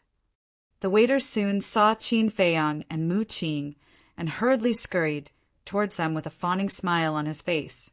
Back then, the feud between Qin Feiyang and Guoming started there. Hence, the waiter of the restaurant had a deep impression of the two of them. At the same time, Guofeng also heard the waiter's voice and turned to look at Qin Feiyang, after which a shocking and icy cold gaze flashed past his eyes. However, he didn't say anything and continued to walk upstairs. Mu Qing glanced at Guofeng suspiciously and secretly asked, "Do you guys have a feud with each other?" "We do have some personal feuds." Qin Feiyang expressed assent calmly. At this moment, the waiter asked, "Young masters, did you make a reservation in advance?" "Yes, we can go up by ourselves." "You may go ahead," Qin Feiyang said with a smile. "All right then. Feel free to let me know if you have any instructions." The waiter nodded and bowed before turning around and scurrying away. His attitude was completely different from when he saw Guofeng. Qin Feiyang and Mu Qing also headed upstairs. However, Qin Feiyang kept wondering, why did Guofeng go to look for Pei Yi? Soon, Guofeng walked to the door of the 3rd private room on the 10th floor and reached out to knock on the door gently. Mo Feng was the one who opened the door. However, when she saw that it was Guofeng, she immediately raised her brows and asked, "What's the matter?" "Yes." Guofeng nodded. Mo Feng said, "Senior Brother Pei is entertaining a guest right now. Let's talk another day." Mo Feng let him in. As soon as Mo Feng finished speaking, Pei Yi's voice sounded from the private room. Mo Feng frowned and retreated to the side. Guofeng strode in. Just as Mo Feng was about to close the door, she suddenly saw Qin Feiyang and Mu Qing walking up to the 10th floor and was about to greet them. "Sure." Qin Feiyang gestured for her to keep quiet and shot Mo Feng a glance. Mo Feng was stunned for a moment before she understood what he meant. She turned around and half closed the door before walking towards the tea room. In the tea room, Pei Yi sat in front of the coffee table with a calm expression on his face. His actions were steady, and he exuded a domineering aura. Guofeng walked towards Pei Yi and said with a smile, "You really know how to enjoy life. Life is short. I naturally have to enjoy it when I have the chance. Please take a seat." Pei Yi smiled calmly. Guo Feng walked toward Pei Yi and took a seat opposite him before scanning the room. The private room was not very luxurious, but it was simple and elegant. There was a separate dining room, bedroom, and tea room. However, at this moment, apart from Pei Yi and Mo Feng, there was no one else.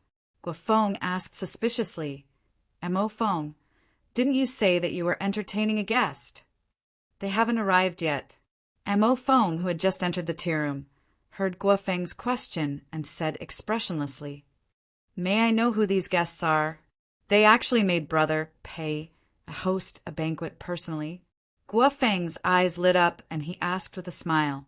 Pei Yi smiled and said, Let's talk about the purpose of your visit first. Hearing this, Guo Feng fell silent, seemingly unsure of what to say. Pei Yi was not in a hurry.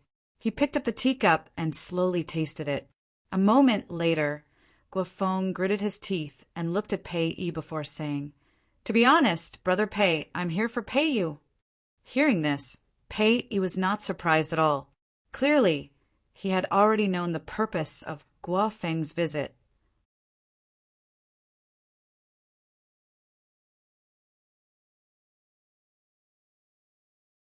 Chapter 888.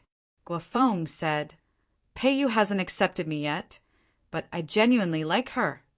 She doesn't have to like you back just because you like her. Both parties have to like each other. Pei Yi smiled. You're right, Brother Pei. However, feelings can be nurtured slowly. Give me some time, and I'll definitely be able to move her. Guo Feng said. Pei Yi looked at him in bewilderment and asked, Since you're so confident, what are you here for?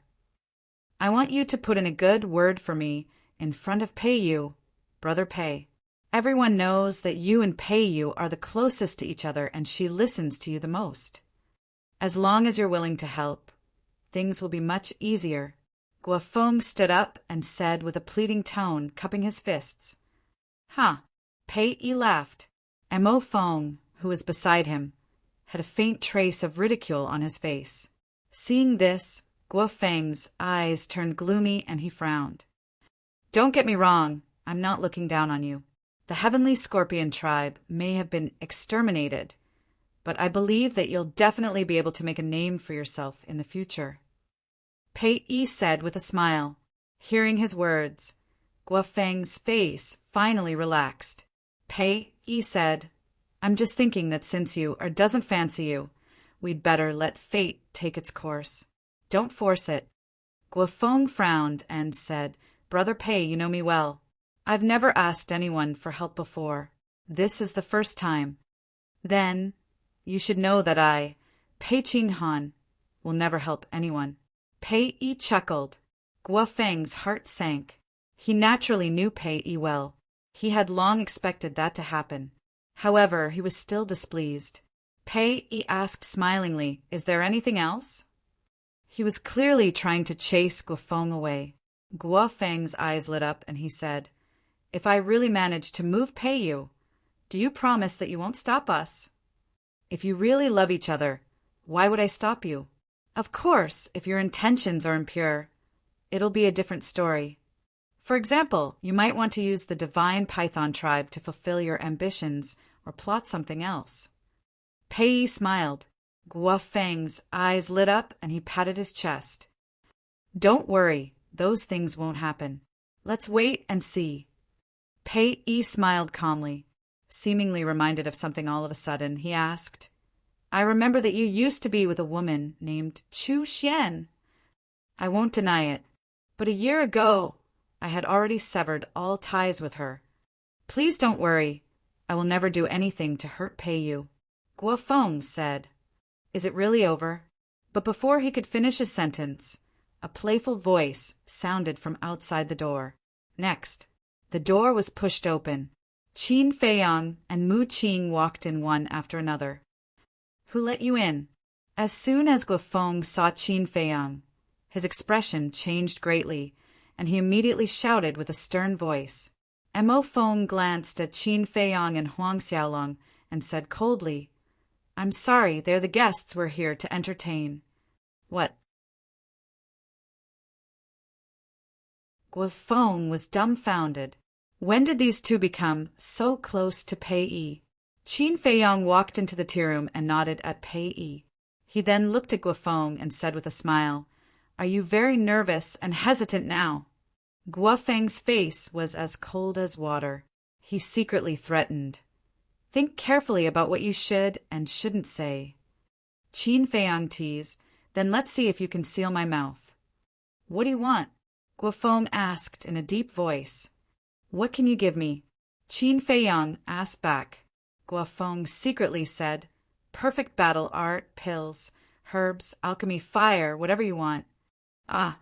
Qin Feiyang was surprised and said telepathically, "Then I want 2 kinds of 6th grade alchemy fire and 3 kinds of 7th grade alchemy fire.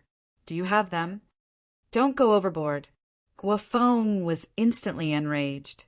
2 kinds of 6th grade alchemy fire and 3 kinds of 7th grade alchemy fire. How dare this guy ask for it? Mu Qing glanced at the two of them and asked curiously, "Why are you guys looking at each other like that? Is there anything that you can't say in public? Hurry up and make a decision. Otherwise, I'll say it. You should know very well what the consequences will be if Pei Yi finds out that you went to look for Chu Xian yesterday." Qin Feiyang chuckled and sent a telepathic message. Initially, he just wanted to tease Guo Feng and then tell Pei Yi everything that happened yesterday. However, he did not expect Guo Feng to have alchemy fire. It would be a waste not to take advantage of the situation. Guo Feng glanced at Pei Yi and the other two and said, "I don't have a 7th grade alchemy fire, but I do have a 6th grade alchemy fire. I have it with me now. If you want it, I'll give it to you immediately." "No, you have to have at least 2 kinds of 6th grade alchemy fire. Otherwise, forget it." Qin Feiyang refused flatly. "Okay, I agree. But remember, you must keep your mouth shut. Otherwise, I won't let you off easily." Guo Feng said, "Of course." Qin Feiyang chuckled and turned to look at Pei Yi. "Senior brother Pei, senior brother Guo Feng, and I have some private matters to discuss outside. Go ahead." Pei Yi did not ask anything, appearing extremely magnanimous. "Senior brother Guo Feng, please." Qin Feiyang turned to look at Guo Feng again and gestured for him to leave. "Goodbye, brother Pei." Guo Feng cupped his fists at Pei Yi and turned to leave with Qin Feiyang. Not long after, Qin Feiyang returned to the private room, beaming with joy. Obviously, he had already obtained the alchemy fire. As for the remaining 6th grade alchemy fire, Guo Feng had also promised that he would give it to him within 3 days. After Qin Feiyang closed the door of the private room and entered the tea room, Mo Feng looked at him and asked with a frown, "What exactly did you say to him?" "Definitely nothing good." Mu Qing sneered. "You talk too much." Qin Feiyang glared at him and then glanced at Pei Yi, only to see that Pei Yi was staring at him meaningfully. Qin Feiyang's heart skipped a beat and he wondered, did Pei Yi sense something? Fortunately, Pei Yi soon looked away. Dong! After a while, someone knocked on the door. 5 or 6 waiters entered the private room with some exquisite delicacies and 4 jars of dragon's wine. "It's a rare opportunity. Let's have a good drink today." Pei Yi stood up and greeted them. After 3 rounds of drinks, Pei Yi put down his wine glass and looked at Qin Feiyang with a smile. "Junior brother, do you have any thoughts about the position of the leader of the pagoda?" Qin Feiyang was stunned and asked in puzzlement, "Senior brother Pei, what do you mean?" Pei Yi smiled and said, "The Scorpion tribe has been exterminated and Guiyun is still the leader of the 3 pagodas. Doesn't that seem a little inappropriate?" Qin Feiyang's pupils constricted. Pei Yi's words were obviously laced with sarcasm. It seemed that this person was not as kind as he seemed on the surface. "Senior brother Pei Yi, do you mean that you want me to snatch the position of the leader of the 3 pagodas?" Qin Feiyang asked calmly. "Can you do it?" Pei Yi asked. "I'm afraid not. Although the Scorpion tribe has been exterminated, a starving camel is still bigger than a horse." My mental strength is only at level 11. I'm definitely no match for Guiyin. Besides, I've already entered the first pagoda. It doesn't seem appropriate to snatch the position of the leader of the third pagoda. Qin Feiyang declined with a smile. He could tell that the so-called banquet this time was actually to discuss how to deal with the remaining members of the Scorpion tribe. To be precise, Pei Yi was using him as a tool. Junior brother, since you don't want to, just take it that I didn't say those words. Pei Yi smiled. In fact, Qin Feiyang had also guessed wrongly. Pei Yi's purpose of doing this was not to use him as a tool, but to test Qin Feiyang's strength. This was because he had always suspected that the mental strength that Qin Feiyang tested by Elder Wu was not real. And now that Qin Feiyang had agreed to snatch the position of the leader of the third pagoda, his guess was confirmed. After all, without a certain level of confidence, one would not dare to challenge Guiyin. However, now, because of Qin Feiyang's rejection, he began to hesitate. Was he really thinking too much? Dong! All of a sudden, a loud and clear bell sound exploded in the Longfeng Pavilion. Ring! Chirp! At the same time, in the sky above the Longfeng Pavilion, a golden divine dragon and a flaming phoenix appeared out of thin air. The dragon roared and the phoenix cried out. The two divine beasts danced in the sky and circled, emitting auspicious light. Just at this moment, the noisy Longfeng Pavilion quieted down. What's going on? Qin Feiyang got up and walked to the window. Looking at the auspicious light, his eyes were filled with bewilderment. Pei Yi smiled and said, "When the bell rings, the dragon and phoenix cry together. This is the sign that the Longfeng wine is on sale." Qin Feiyang was stunned. He stuck his head out of the window and looked at the dragon and phoenix in the sky. He was speechless. The gimmick is quite big. The golden dragon and phoenix were not real divine beasts. They were just evolved from battle qi. If the gimmick is not a little bigger, who will pay for the Longfeng wine? However, the taste of this Longfeng wine is indeed not bad. Let's go out and take a look. Pei Yi smiled faintly and got up to walk towards the door. When the four of them walked out of the pavilion, the corridors of the various floors were already crowded, but it was very quiet. Everyone's gaze was fixed on the void on the top floor of the restaurant. In the middle of the void, there was a wine jar floating. There were a total of 10 floors in the Longfeng Pavilion. As for Qin Feiyang, he was currently standing on the highest floor. Thus, he was able to clearly see that wine jug. The wine jar was only the size of an adult's palm and was sealed with a layer of beeswax. There was no trace of wine fragrance seeping out, and it looked very ordinary. Ding dong! Suddenly, a pleasant sound of a zither drifted out from the opposite room. The sound of the zither was melodious and clear. The rhythm was smooth and neither fast nor slow. It was like a clear stream flowing slowly by everyone's ears, calming them down unknowingly. Who exactly is this person playing the zither? Qin Feiyang looked at the closed door and muttered to himself. Then he scanned the surrounding corridors. In the end, his gaze locked onto a certain place, and he muttered, "He's here too." A young man stood there, wearing a white robe that was spotless.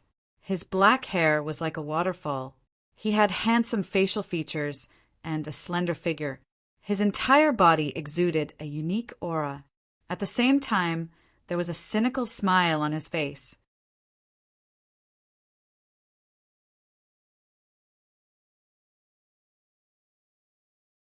Chapter 889. Qin Feiyang could also clearly see that young master was looking at the room where the sound of the zither came from with a trace of infatuation in his eyes. It seemed that the son of the chief pagoda master was very fond of the person playing the zither. Not long after the sound of the zither came out, a slightly plump, middle-aged man in black walked out from the back hall on the first floor. Then he soared into the air and stood in front of the jar of Dragon Phoenix wine. Next, he glanced at everyone in the Dragon Phoenix house and said with a smile, "I believe everyone can't wait any longer." But this time, This jar of dragon phoenix wine will not be auctioned. Not auctioning. The dragon phoenix house was in an uproar. What do you mean? Qin Feiyang also looked at Pei Yi in confusion. In the past, the dragon phoenix wine was sold in an auction. The highest bidder would get it, and this time the rules should have been changed. Pei Yi said in a low voice with a trace of suspicion in his eyes. Everyone quiet down. The slightly plump man reached out and gently pressed the air. The dragon phoenix house quieted down again. Next, the slightly plump man took out a scroll from his cosmos bag. Then, with a slight shake of his arm, the scroll slowly unfolded. On the scroll, there was a vast land of mountains and rivers. There was a verdant forest. There was a towering mountain range. There was a rapid river. There were living creatures struggling to survive. And above the mountains and rivers, there was a lifelike, 5-clawed golden dragon. It was like an emperor looking down on the world with a ruthless and cold gaze. The rule this time is to write the true meaning hidden in this painting. Whoever's answer can satisfy Miss, this jar of dragon phoenix wine will belong to him, and it will be given to him free of charge. In addition, you will have the honor of being personally received by Miss and can make a request to her. The slightly plump man pointed to the room where the sound of the zither came from and smiled. Hearing this, the entire dragon phoenix house was in an uproar. Everyone looked at the room where the sound of the zither came from. Their eyes filled with desire. Isn't it just a woman? What's there to see? I don't know what they are so excited about. Mu Qing pursed her lips. Of course they're excited, because it is said that the person playing the zither is as beautiful as a fairy, but no one has ever seen her true appearance. Pei Yi smiled. Even young master Hao has never seen her before? Qin Feiyang asked. Pei Yi glanced at Mr. Hao and said with a shake of his head, No, that's what makes her so attractive. Qin Feiyang nodded. Young master Hao was the son of the chief tower master. He came to the Dragon Phoenix Pavilion almost every day. This kind of perseverance was unparalleled. But even so, he was unable to move the heart of the person playing the zither. The others were naturally even more curious and eager to see the woman's true appearance. The chubby man continued, Everyone, you have to hurry up because you only have an hour. He had heard of it. Everyone looked at the painting again. 5-clawed golden dragon, mountains, rivers, and great earth. What does this mean? Could it be the descent of the heavenly dragon? Or the reincarnation of the heavenly dragon? Or is it the heavenly dragon destroys the world? Everyone fell into deep thought. Qin Feiyang was also looking at the painting, but for some reason, his gaze gradually turned cold. Noticing that Qin Feiyang was behaving strangely, Pei Yi turned to look at him and asked, Junior brother, have you thought of anything? Nothing. Qin Feiyang shook his head, and his cold gaze softened. Pei Yi looked at him in surprise and said with a smile, Why don't you give it a try? I'm not very interested. Qin Feiyang smiled faintly. Mu Qing frowned and said, You have to give it a try. Why? Qin Feiyang was puzzled. Didn't you hear that person say that as long as the answer can satisfy the person playing the zither, you can make a request to her? And that woman is someone that young master Hao admires. If she helps, young master Hao will definitely do his best to help you become the disciple of the chief tower master. Mu Qing said. Qin Feiyang narrowed his eyes slightly. Mu Qing's words made some sense. After pondering for a while, he looked at the chubby man and said, Give me a brush and ink. At that moment, everyone looked at Qin Feiyang, including young Master Hao. At the same time, the chubby man was also quite surprised. Obviously, he didn't expect that someone would come up with the answer so quickly. Come here. Bring that young master a brush and ink immediately. Following the chubby man's order, 2 waiters hurriedly ran out from the back hall on the first floor. The 2 waiters were holding an exquisite tray in their hands. On one of the trays, there was a brush, ink, and inkstone. On the other tray, there was a blank scroll. The two waiters quickly ran upstairs and came to Qin Feiyang. They said respectfully, "Young master, please write your answer in the private room." They did this to prevent others from peeping. Qin Feiyang nodded and turned to enter the private room. The waiters followed him in and closed the door tightly. In the tea room, the two waiters put the trays beside the coffee table. One of them ground the ink while the other opened the scroll. Qin Feiyang closed his eyes, and there was a trace of pain between his brows. After a while, the two waiters each held one end of the scroll and laid it flat in front of Qin Feiyang. One of the waiters said, "Young master, you can write now." Swish! Qin Feiyang suddenly opened his eyes, grabbed the brush, and waved it on the paper. The whole process was done in one breath without the slightest sloppiness. Finally, 2 lines of vigorous words appeared on the paper. Furthermore, his words were all emitting a threatening aura. The two waiters were also shocked by these 2 lines of words. They couldn't come back to their senses for a long time. They never expected that someone would come up with this answer. When the ink was dry, the two rolled up the scroll and put it back on the tray. One of the waiters said, "Young master, the final result has to be decided by Mississippi. Please wait for a moment." "Okay." Qin Feiyang nodded. Then, the two waiters left the private room with the scroll, brush, ink, and inkstone. Qin Feiyang didn't go out again.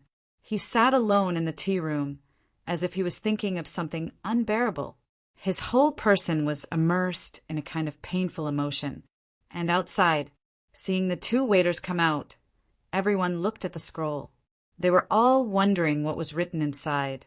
Young Master Hao's eyes flashed, and he said, "Prepare brush and ink for me." "Men, quickly prepare," the chubby man shouted.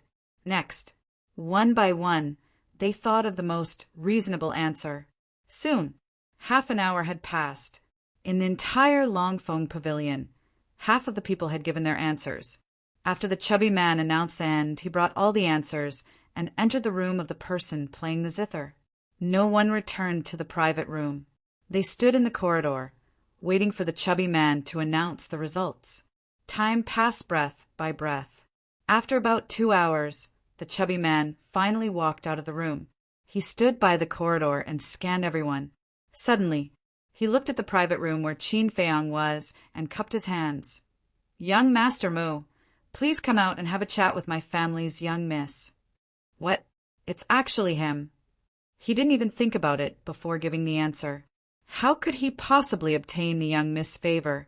Everyone was in an uproar, filled with disbelief. Young Master Hao also frowned, obviously very uncomfortable. After a while, the door finally opened.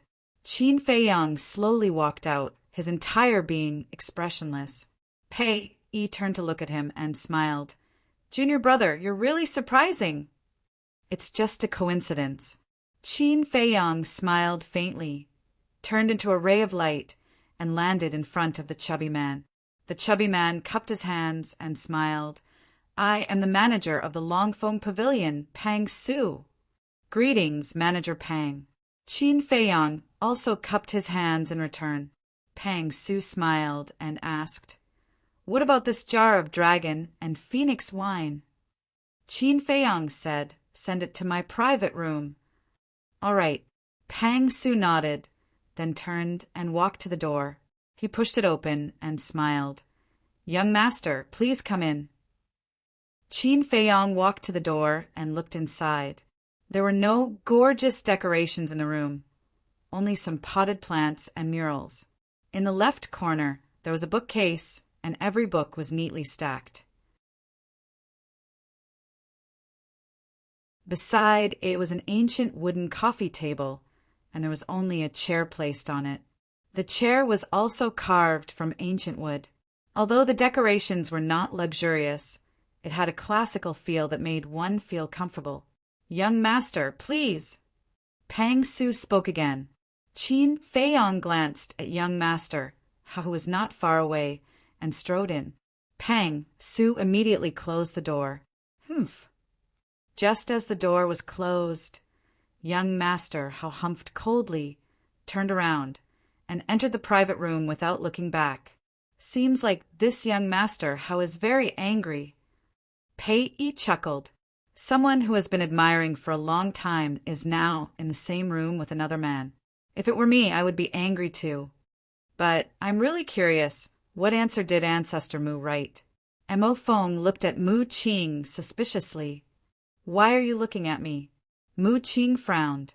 Mo Feng said, Aren't you very close to him? You should be able to think of his answer. After a moment of silence, Mu Qing's eyes lit up and she said, I do know his answer, but I can't tell you. Then she turned around and entered the private room. Pei and Mo Feng looked at each other in dismay. These two people were really extraordinarily mysterious. Back to Qin Feiyong. After entering the room, he smelled a faint fragrance. It was the fragrance of flowers. There were many blooming flowers in the room, but they were all snow-white and pure. However, there was also a woman's body fragrance in the floral fragrance, which was very pleasant to the nose. Please have a seat. A clear voice suddenly sounded in the room, like an orchid in an empty valley, clear and pleasant to the ear. Qin Feiyong walked to the front of the tea table and sat on the only chair. Then he raised his head and looked across. There was a snow-white silk curtain hanging on the opposite side, and through the silk curtain he could vaguely see a guqin placed behind it, and beside the guqin sat a graceful figure. She was blurry and could not be seen clearly. I have a question in my mind. How did you come up with this answer? The woman's voice sounded again. The reason is not important, as long as my answer can be approved by you. Don't you think so? Qin Feiyong smiled faintly. The woman fell silent for a moment, then smiled and said, You're right, young master. I've been rude. Please state your request. My request.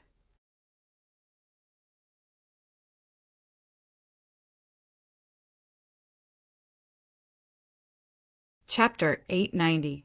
Young Master, how? The woman was surprised. Qin Feiyong was silent, waiting for the woman's answer. Why? After a long time, the woman asked, Have you heard of a saying, a gentleman has the beauty to help others? Young Master how is infatuated with you, but he can't see your face. So I want to help him. Qin Feiyong said. The woman said, So you don't want to see my face?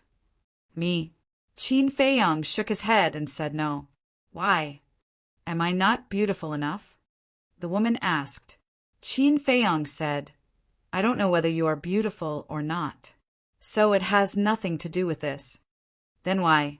You know, this is a rare opportunity for you. The woman said, You are very confident in yourself. But unfortunately, I don't care much about women. There is a saying, I don't know if you have heard of it, beautiful women are skeletons. Qin Feiyong said lightly. Haha. Hearing this, the woman smiled. This man was really different from the rest. After a while, the woman smiled and said, Okay, I accept your request. Thank you, Mississippi. Qin Feiyong stood up and smiled. Then he turned around and opened the door without a moment's hesitation and strode in. You came out so soon? Brother Mu, can you tell us what she looks like? Don't hide it. As soon as Qin Feiyong appeared, the people gathered in the corridor asked at once. Qin Feiyong smiled faintly and didn't say anything. He walked directly to young Master Hao's door. Young Master Hao's room was next door. Dong! He reached out and knocked on the door. Go away, don't bother me. Young Master Hao's voice sounded in the room, with an unquenchable anger. Qin Feiyong shook his head and laughed. He exerted a little force and directly opened the door.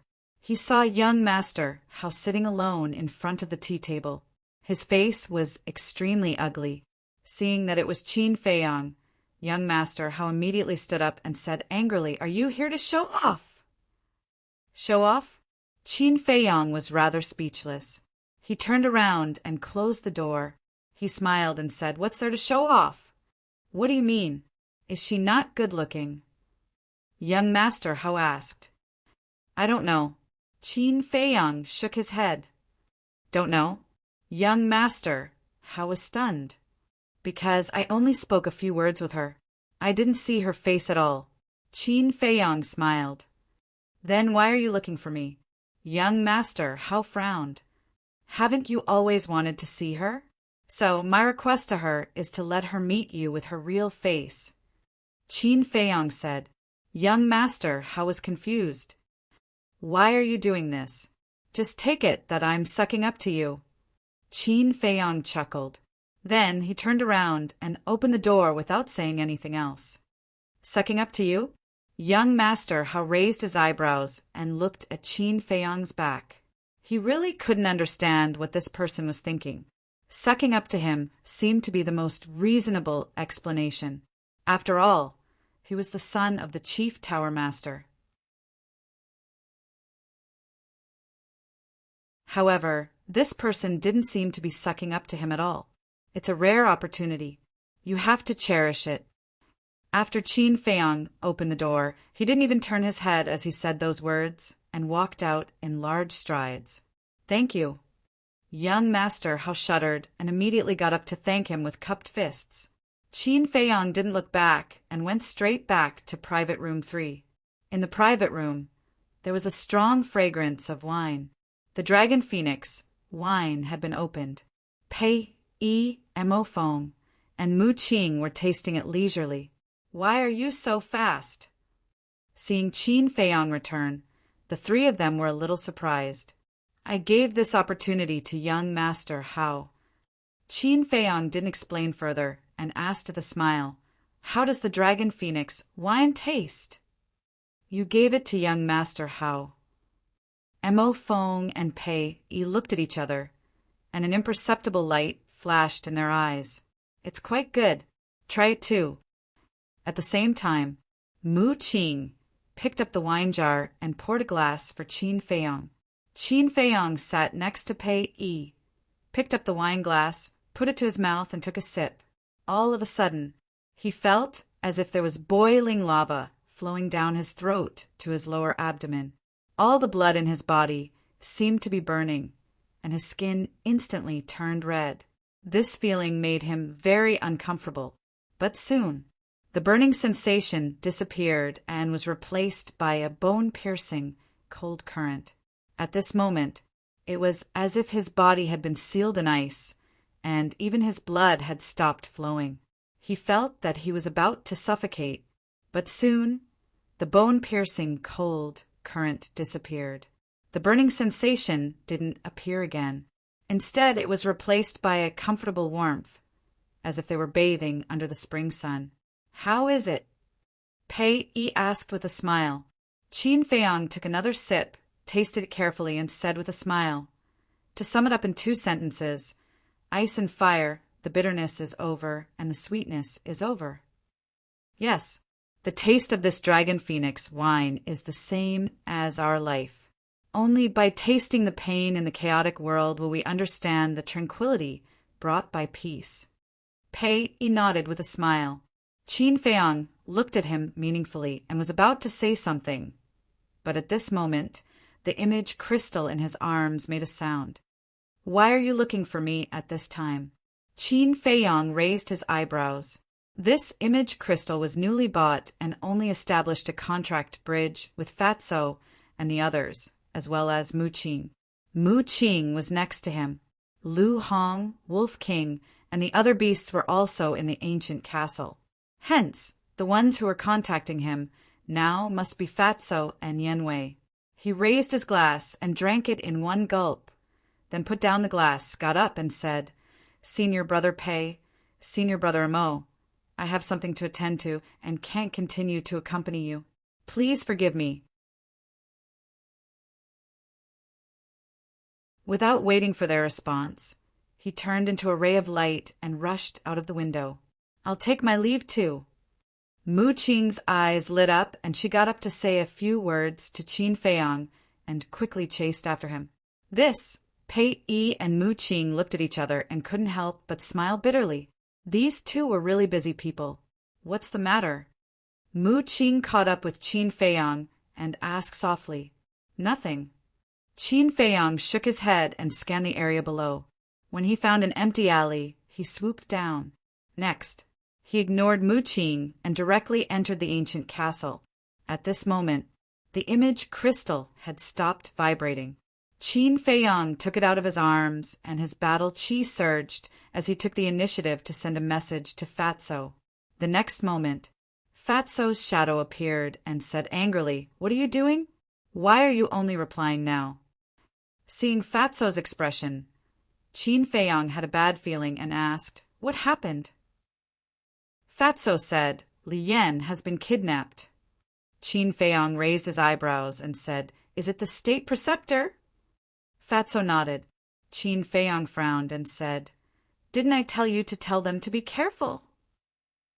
Fat Lord said so, but the state preceptor is so powerful. Even if Li Yan is in the main pagoda, it's easy to kidnap her. Fatso said bitterly. "Where are you now?" Qin Feiyang asked. Fatso said, "The trading pavilion's lounge." "I'll be right there."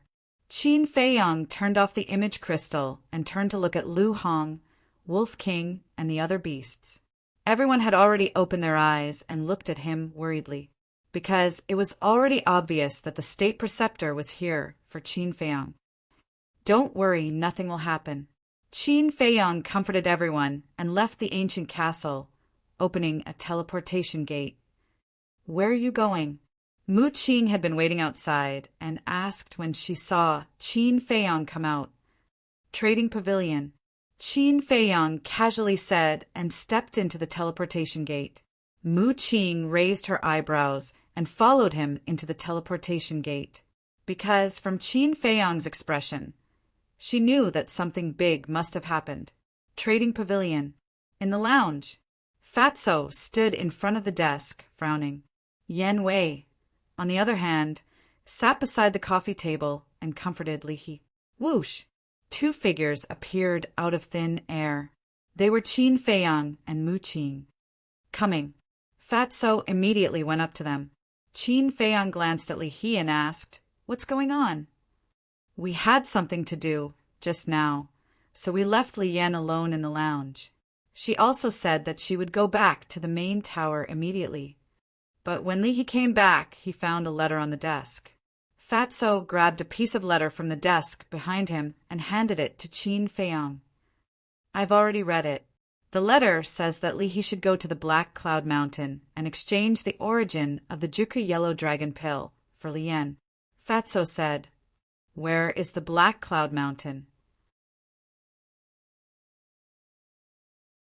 Qin Feiyang asked. Li He said, "It's outside the city, about 5,000 miles away from the Divine City." After that, he raised his head and glared at Qin Feiyang and the others, saying, "Who on earth did you offend? Why do you want to deal with you? By all means." Qin Feiyang glanced at him and opened the letter. A line of small words immediately entered his sight.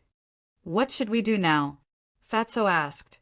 Qin Feiyang clenched his hand and the letter was crushed on the spot, saying, "Didn't he come for me? I'll go and meet him." "No," Mu Qing said flatly. The Imperial Preceptor was so powerful that Qin Feiyang would not be able to return if he went alone. "Then how do you think we should solve it?" Qin Feiyang frowned. Mu Qing pondered for a while and looked at Yan Wei, saying, "Go out with Li He to relax. Yan, Er's life and death are unknown. Do you think I'm still in the mood?" Li He roared. Mu Qing smiled and said, "Don't worry, we promise that we will bring Li Yan back unscathed." "What guarantee do you have?" Li He sneered. Mu Qing raised his eyebrows and said gloomily, "If I tell you to go, then go. Why are you talking so much nonsense?" Li He suddenly got up, his face full of anger. "Elderly, calm down, calm down. If you believe them and they say they can do it, then they can definitely do it. Besides, we can only rely on them now. Otherwise, Li Yan will really have no way to live." Yan Wei also hurriedly got up to appease him. Li He glanced at Qin Feiyang and Mu Qing, his expression uncertain. Okay, I'll believe you this time. But in the end, if you don't bring Yenner back, I will never let you go. In the end, Li He compromised. He flicked his sleeves and turned to walk outside. Don't worry, I will appease him.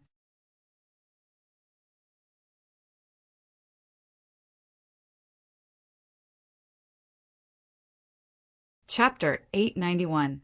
After Yen Wei and Li He left, Fatso immediately stepped forward and closed the door. Mu Qing stretched out her hand and said, "Let me see the letter." Qin Feiyang handed it to Mu Qing. Mu Qing glanced at the contents and breathed a sigh of relief. Fortunately, and Qin Feiyang and Fatso frowned. This letter only says to let Li He go to the Black Cloud Mountain. But it doesn't reveal your identity, so Li He still doesn't know who you are. Now what we need to do is to save Li Yan, and then find a way to send the Imperial Tutor away from the Forgotten Continent. Of course, it's best if we can kill him and get rid of all future troubles. Mu Qing said, "We all know this, but to do it is more difficult than ascending to the sky." Fatso said. Mu Qing shook her head and said, "It won't be too difficult. You guys go and delay him first. I'll go and make the arrangements. Why do you still want to help me?" Qin Feiyang looked at Mu Qing and asked, "Just because of the Heaven Star Flame?" Although the Heaven Star Flame is very important, the Mu family also arranged for other people to sneak into the main tower. Even if something happened to him, there was still a chance. But now, in order to help him, Mu Qing didn't hesitate to become enemies with the Imperial Tutor. This kind of approach doesn't seem too wise. "I'm not helping you. I'm helping my Mu family. In addition, your current identity hasn't been exposed, so before going to the Black Cloud Mountain, you have to restore your true appearance." Mu Qing said lightly, opened a portal, and then told the coordinates of the Black Cloud Mountain to Qin Feiyang, turned around and left. "Help him?" Fatso was slightly stunned, looked at Qin Feiyang and asked, "What do you mean?" Qin Feiyang's eyes narrowed slightly and said, "I think, in the eyes of the Mu family, I may be more than this." "You mean, besides the Heaven Star Flame, they are plotting something else? And these things may be related to you?" Fatso was bewildered. "Most likely. Forget it. We'll talk about this later. Let's go to Black Cloud Mountain first." Qin Feiyang waved his hand and sent Fatso to the castle. He then took out a facial restoring pill and popped it into his mouth. Very soon, he regained his true appearance, took off the uniform of the main tower, and changed into the clothes he usually wore. Next, without any hesitation, he opened a teleportation gate and strode in. Black Cloud Mountain had steep cliffs and precipitous cliffs. From afar, it looked like a huge pitch-black sword. Around the Black Cloud Mountain, there was an undulating mountain range. At this moment, at the peak of the Black Cloud Mountain, at the edge of a cliff, a red-robed old man stood facing the wind. His entire body emitted an unfathomable aura. Beside the old man, a woman in white was lying quietly on the ground. Her eyes were closed as if she had fallen into a deep sleep. They were none other than the disguised Grand Preceptor and Li Yan. Whoosh! Suddenly, a white figure descended from the sky above the mountain peak. "You've come," the Imperial Advisor said, but he did not turn his head. Looking down at the mountains and rivers below, his eyes were incomparably deep. Qin Feiyang glanced at Li Yan, who was lying on the ground, then looked at the back of the Imperial Advisor. He took a step forward and landed beside the Imperial Advisor. After a moment of silence, Qin Feiyang opened his mouth and asked, "Is it father? Did the Emperor ask you to come?" The Imperial Advisor said, "Don't you already have the answer in your heart?" Qin Feiyang smiled bitterly and said, "Does he hate me that much?" The Imperial Advisor said, "His Majesty's thoughts are not something you and I can guess." "That's right. Why else would it be said that since ancient times, emperors have been fickle and the most ruthless emperor family?" Qin Feiyang laughed at himself. This sentence was also the answer he gave to the person who played the zither. The imperial advisor was silent for a while, then said, I heard that you snatched the ice flame, the heaven star flame, and the mysterious sky flame. Why do you ask? Qin Feiyang was stunned. It is said that on this forgotten continent there is an ancient miracle, and these elixir flames are the key to summoning and opening the miracle. The imperial advisor said, You actually know. Qin Feiyang frowned. The imperial advisor said, This is not a secret in our imperial palace, because your ancestor, the first emperor, has been to this miracle. What? Qin Feiyang's eyes trembled. Let me tell you one more thing. This miracle is not an ordinary place. The disappearance of the first emperor is related to this miracle. The imperial advisor said, Really? Qin Feiyang suddenly turned his head and stared at the imperial advisor. Yes. The imperial advisor nodded and finally withdrew his gaze. He turned to look at Qin Feiyang and said, But this time I'm not here for this miracle, but for the Changshui and the castle on you. The imperial advisor's eyes were very calm, and his tone was also very calm. However, Qin Feiyang couldn't help but feel his scalp tingle. He decisively took a few steps back, keeping a distance from the imperial advisor. You don't have to do this. This old man is not here to kill you.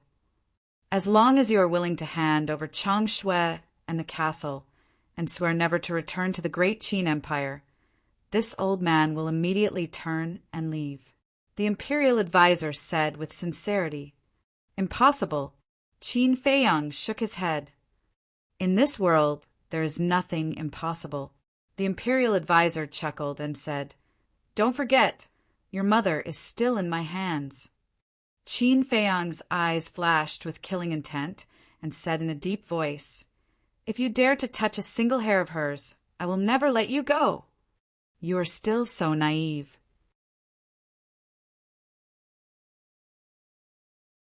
If you really have the ability, why would you watch your mother suffer endless pain in the divine prison? You don't seem to have been in the divine prison. This old man might as well tell you that there is a thunder tribulation that can shatter mountains and rivers, a sea of fire that can burn everything, a cold current that can penetrate the bone marrow, and a storm that can strangle everything. An ordinary person would have a mental breakdown and commit suicide in less than a day. As for your mother, she has been trapped in the divine prison for several years. You can imagine how she has endured all these years, the imperial advisor said. Bastard. Hearing these words, Qin Feiyang's eyes instantly turned red, and he rushed madly toward the imperial advisor. Although the divine prison was at the back mountain of the imperial palace, he had never been there. He had never thought that it would be such a terrifying place. Humph! The imperial advisor snorted coldly, reached out his old hand, grabbed Qin Feiyang's neck, and twisted it high. It's too easy to kill you, so don't test my patience. The imperial advisor smiled contemptuously and threw Qin Feiyang casually. Like a meteorite, he smashed into a huge rock. Boom! The huge rock shattered on the spot. Qin Feiyang was also bleeding from his head. He climbed up in a sorry state and stared at the imperial advisor. Actually, I have to admit that you are really tough. Back then, the commander of the invincible Black Army ambushed you, but you didn't die. The imperial advisor looked him up and down and shook his head.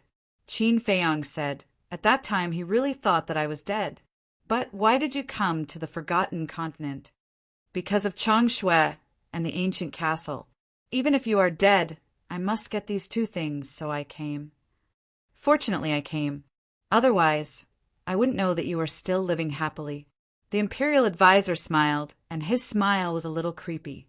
Qin Feiyang said in a deep voice, Do you know the origin of Changshui and the ancient castle? I don't know. However, I know one thing. Those two items are both heaven-defying divine artifacts.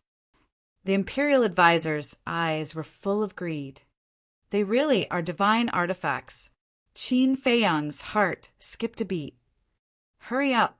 Now, not only the woman in front of you, but also the fate of your mother, the old man you respect the most, and the woman who let you enter the forgotten continent to snatch the heavenly thunder fire. Whether they can live or not depends on your decision now. The imperial advisor said. Qin Feiyang was surprised. Soon he thought of it.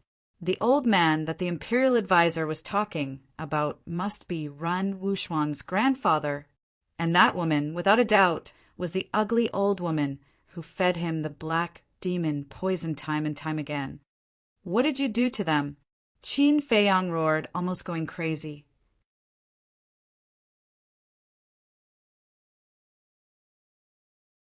They let you come to the forgotten continent behind His Majesty's back. This is a great crime of deceiving the emperor, so they are now in the god's prison. As for the others, such as Run Wushuang, Lu Xingqian, and those who are close to you, they are fine for now. But if you are stubborn, I'm afraid that you will also taste the pain of the god's prison. The imperial advisor said with a smile, You are an inhumane old bastard. Qin Feiyang roared angrily. His heart was bleeding. He was also blaming himself. He did not expect that he would implicate so many people. Haha, inhumane. Then tell me, what is the use of being humane? In this world, only with a strong fist can you control the fate of others, do you understand? In general, you are still not mature enough, too naive. The imperial advisor mocked. Do you remember that I only gave you a year's time? However, before the imperial advisor finished speaking, a cold voice suddenly came from the distant sky. This was a woman's voice with a great majesty. Boom! Following closely, a magnificent aura swept across the sky and approached from the distance. Damn it! The imperial advisor's face changed. Qin Feiyang was also very surprised that pressure was even stronger than the imperial advisor's. Whoosh! The next moment, the imperial advisor took a step forward, raised his big old hand like an eagle's claw, and grabbed at Qin Feiyang. How amazing was the imperial advisor's speed! Even if Qin Feiyang was prepared, he could not hide in the castle in time. Boom! In the nick of time, that pressure roared and slammed into the imperial advisor's body. Puff! The imperial advisor spurted out a mouthful of blood on the spot, and his whole body was directly blasted out. However, that oppressive might actually did not harm Qin Feiyang and Lian. Qin Feiyang hurriedly ran to Lian and sent her to the castle. Then, he turned around and saw a white flowing light, breaking through the sky like lightning. That was a snow python which was dozens of meters long. Its whole body was snow white, as if it was carved out of a peerless jade. Swish! The snow python stopped above Qin Feiyang, looking at Qin Feiyang with its jade-like eyes. Senior, thank you for helping me. Qin Feiyang bowed. He could not be more familiar with the snow python. It was the snow python that guarded the altar in the glacier forest. The snow python looked at the imperial advisor and said coldly, I am not helping you. His time is up. Time? Qin Feiyang was stunned. What did it mean? I will give the people of the great Qin Empire a time limit to enter the forgotten continent. The last time the commander of the invincible Black Army came, I only gave him a month. As for the imperial tutor, I gave him a year's time. When the time is up, he must return to the great Qin Empire. And now it has been more than a year. You're tuning in to the Thunder Spear YouTube channel. Don't forget to subscribe and join us on this journey to catch the most captivating stories.